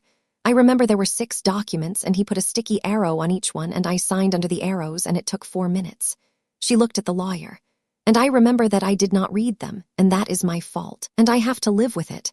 But I know exactly what I did and I know exactly what I did not do. I did not watch my mother sign anything. Nobody did. She was in a hospital bed." The lawyer said, moved to strike as non-responsive. Judge Alvarez said, "Denied." And that was when my brother looked at me.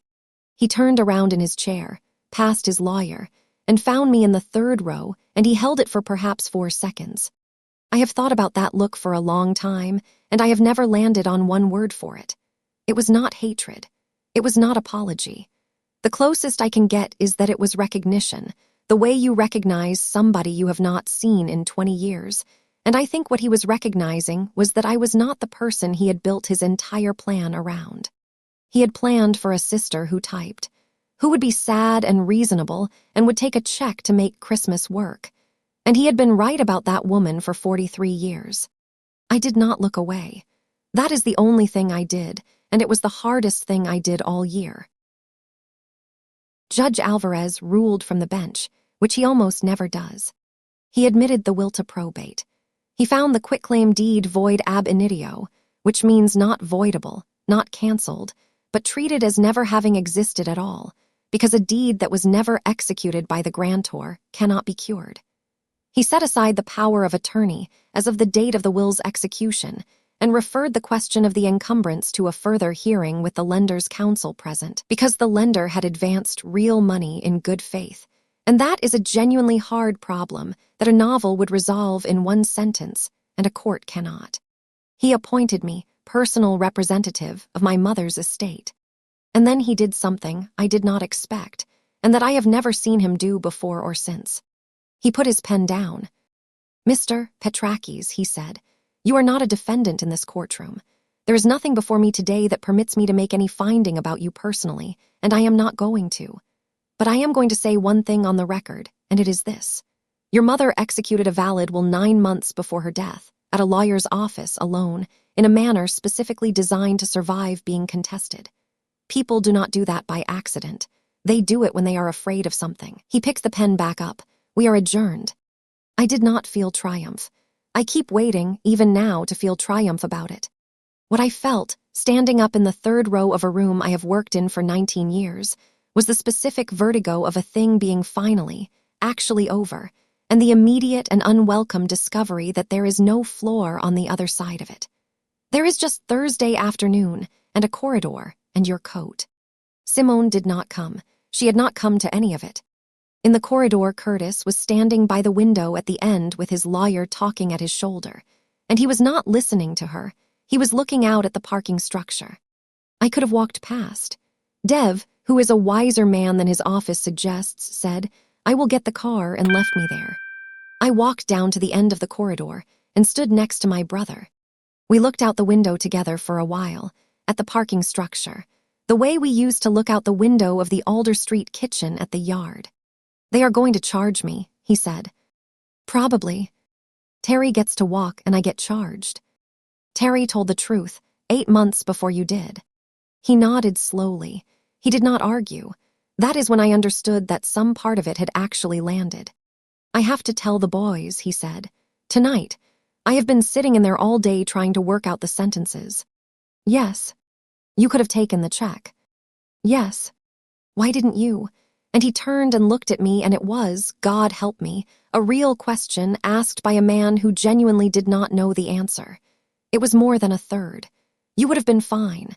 And Cass would never have had to sit in that box and be asked about 2018 by a woman in a gray suit. You did that. You put her in there." And here is the thing I want to tell you about the moment I had been rehearsing for 6 months. I did not deliver a speech.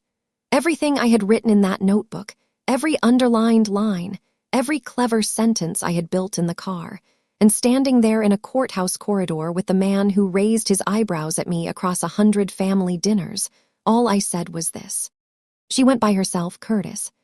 He looked at me. October the 9th. She was 81 and her ankles were so swollen she could not get her shoes on, and she made Margot drive her and wait in the car, and she went up to the 3rd floor by herself and paid a fee out of her own purse. My voice was steady. 19 years.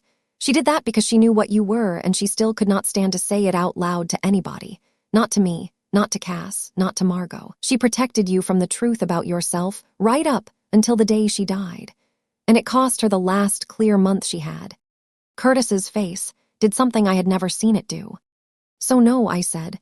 "I could not take the check." I walked back down the corridor, and I did not look behind me, and my hands did not start shaking until I was in the elevator.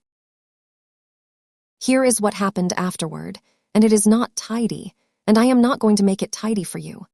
The board complaint was dismissed in June. It took one letter from Terrence Boyle's attorney withdrawing his statement and one letter from Dev enclosing the transcript of Boyle's testimony. The board sent me a form with a box ticked. 19 years of reliability, 3 months of not sleeping, and it ended with a ticked box and no apology from anyone, because institutions do not apologize, they simply stop. I lost 11 weeks of work.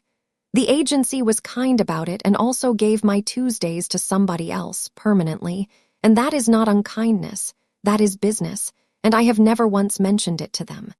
The lender was the hard part, and I want to be honest about it because this is where the story stops being satisfying. A bank advanced $185,000 in good faith against a house, on a power of attorney that was valid on its face at the time. The bank did nothing wrong. My mother did nothing wrong.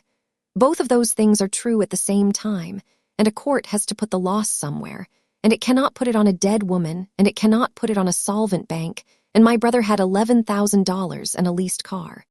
We settled. Dev fought them to a standstill for 4 months and got it down to $96,000 and a release, and that came out of the estate, which is to say it came out of the house, which is to say it came out of the 3 of us. So we sold it, not to the rail company in the end, because that contract died with the deed, and their lawyers wanted nothing further to do with any of us. We sold it in October to a couple in their 30s who cried in the kitchen, which my mother would have found excellent.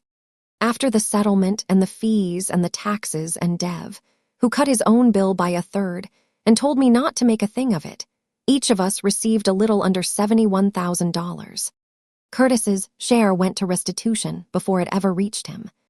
$71,000. That is what was left of a green 4-square on Alder Street with a bad roof line and a floor that sloped toward the back door. If we had all simply been decent, it would have been 130 each and a Christmas. I think about that more than I should. Curtis pleaded in November, 11 months after the locks. 2 counts reduced.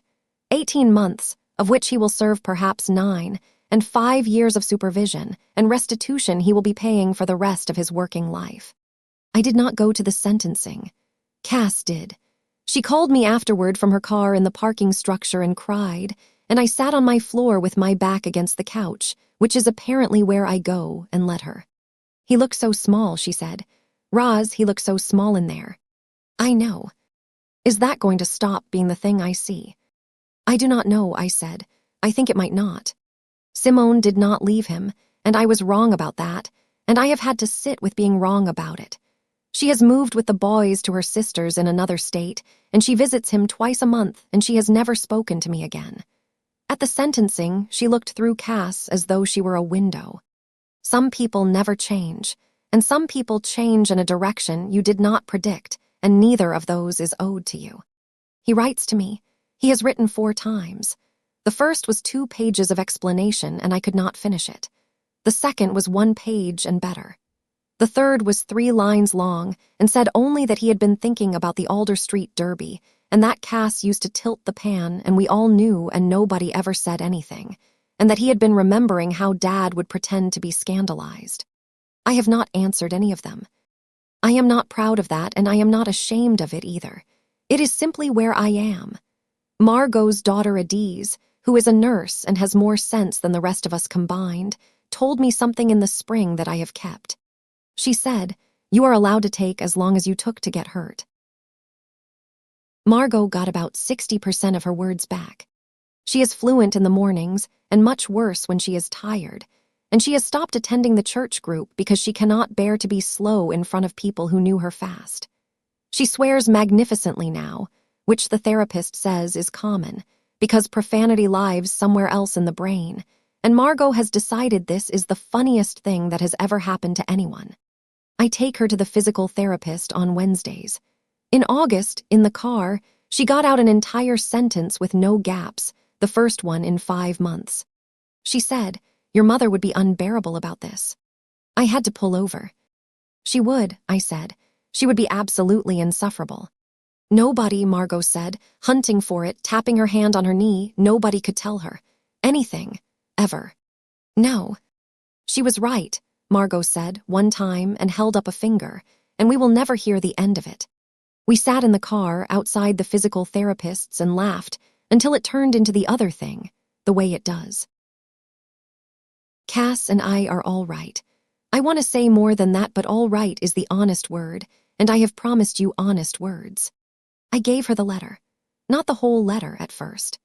I read her the line about the money, that any sums advanced by any child to any other child were to be treated as gifts and not debts, and I watched my sister understand that our mother had known about the $22,000 and had known what it was being used for, and had reached forward through 14 months and a sealed envelope to take it off her neck. She did not cry. She sat very still, and then she said, "She never once made me feel it." No. He did, every time, not on purpose, just. Cass turned her glass, just by being sad in the right way at the right moment. We are careful with each other now in a way we did not used to be, and I do not know yet whether that is damage or repair. She comes on Sundays. She is teaching herself to cook the things our mother made, and she is not good at it yet, and she has decided this is a project. The room with the locked door in it is still there between us, but we sit outside it together now, which is not nothing. I have not read her the last part of the letter, the part about being the staff. That one is mine. The closing was on a Friday in October, and the walk-through was the day before, and I did it alone. The house was empty by then. Empty houses are so much smaller than you remember. All the things that made it enormous, the sideboard, the dining table with the leaf in it, the 11,000 photographs, all of it had been sorted and split and given away and thrown out over the summer, and what was left was a box with a sloped floor and marks on the walls where the frames had been. The new lock was still on the back door, my brother's lock. It had been on that door for 11 months. I had a locksmith meet me there at 2 in the afternoon. His name was Amos, and he was about 60, and he had opinions about the door frame, which had been badly hung in 1998 by a man who was a wonderful father and an atrocious carpenter. He drilled it out. It took 9 minutes. He fitted a new cylinder, and he cut me 3 keys on a machine in the back of his van, and they came out warm, and he handed them to me on a paper towel. 3 keys. I paid him and he left, and I went inside my mother's house for the last time, and I walked all of it, every room, with my coat on, and I did not cry. And I stood for a while in the doorway of the west bedroom on the 2nd floor, where a light had been on in November. Then I went down to the kitchen. I had brought the marble. It had been in a jar of buttons and pennies and dead watch batteries in the drawer by the stove for 30 years, and I had taken it in July when we cleared the drawers, and it had been in my coat pocket for 3 months. I crouched down by the stove. On the good linoleum my mother refused to replace, and I set it down and took my hand away. It went. Slowly at first, the way it always did, and then with real purpose, tracking that long, shallow tilt all the way down the length of the kitchen, past the place where the table had been, past the place where I did my homework, and where my father sat with his coffee, and where my mother stood on the 14th of December and told me she was a woman of means, and it hit the threshold of the back door with a small, hard sound and stopped. 10 seconds, maybe 11. Cass would have said 9. I picked it up and put it in my pocket, and I let myself out and locked the door with my own key. I gave Cass a key that night. She said, "Roz, they take possession on Friday," and I said, "I know," and she took it anyway and put it on her ring, and neither of us said anything else about it. She has it still. It opens a door that belongs to a couple in their 30s now, and she has never once suggested taking it off. The 3rd key is in a drawer in my kitchen. I have not decided about it. I am not sure I ever will, and I have stopped treating that as a failure. There is a version of this where I mail it to a facility upstate with no note and something enormous is healed, and there is a version where I throw it in the river, and I do not owe you either one of those. I went back to work in July. I am in courtroom 4B most weeks. I sit to the left of the bench, angled with my back to the wall, and I take down every word that is said, exactly in order, and I certify that the record is true. The difference is that I know now what a record is actually for. It is not for winning. I want to be clear about that, because for about 5 months I believed it was. A record does not win anything. Terrence Boyle's journal did not save my mother's house. It was sold to strangers, and most of the money went to a bank. A record is the only thing on this earth that does not adjust around a charming man. Everybody else does. I did, for 43 years. Cass did. My mother did, right to the end, right up to the point where she could not stand it anymore and got in a car in her good coat with her ankles swollen and went and put 4 pages in a vault. Whole families organize themselves around one person's convenience so gradually that there is never a day you could point to and say, "That was the day we agreed to this." Paper does not do that. Paper sits there in a basement or a vault at the end of a corridor on the 3rd floor, and it does not care who is warm, and it does not care whose sons need telling, and when you finally walk up to the counter and ask, it says the same thing it said the day it was written. That is what my mother knew. She had no power, no money, no health, and no time. She had a purse and a fee and 40 minutes and one clerk who was required by law to write her name in a book. It was enough. It took 14 months and it cost every one of us, and it was enough. I keep her letter in the drawer with the 3rd key. I take it out more than I should. Every time, I get stuck on the same 5 words, and it is not the part about Curtis, and it is not the part about Cassie. Change the locks, all of them, then decide who gets a key. She was 81 years old, and she wrote that with a hand that could barely hold the pen, and she left it in a vault where nobody could talk her out of it, and I read it as an instruction about a house for about 4 months. It took me 43 years, and a green 4 square on Alder Street, to understand that she was never talking about the house at all.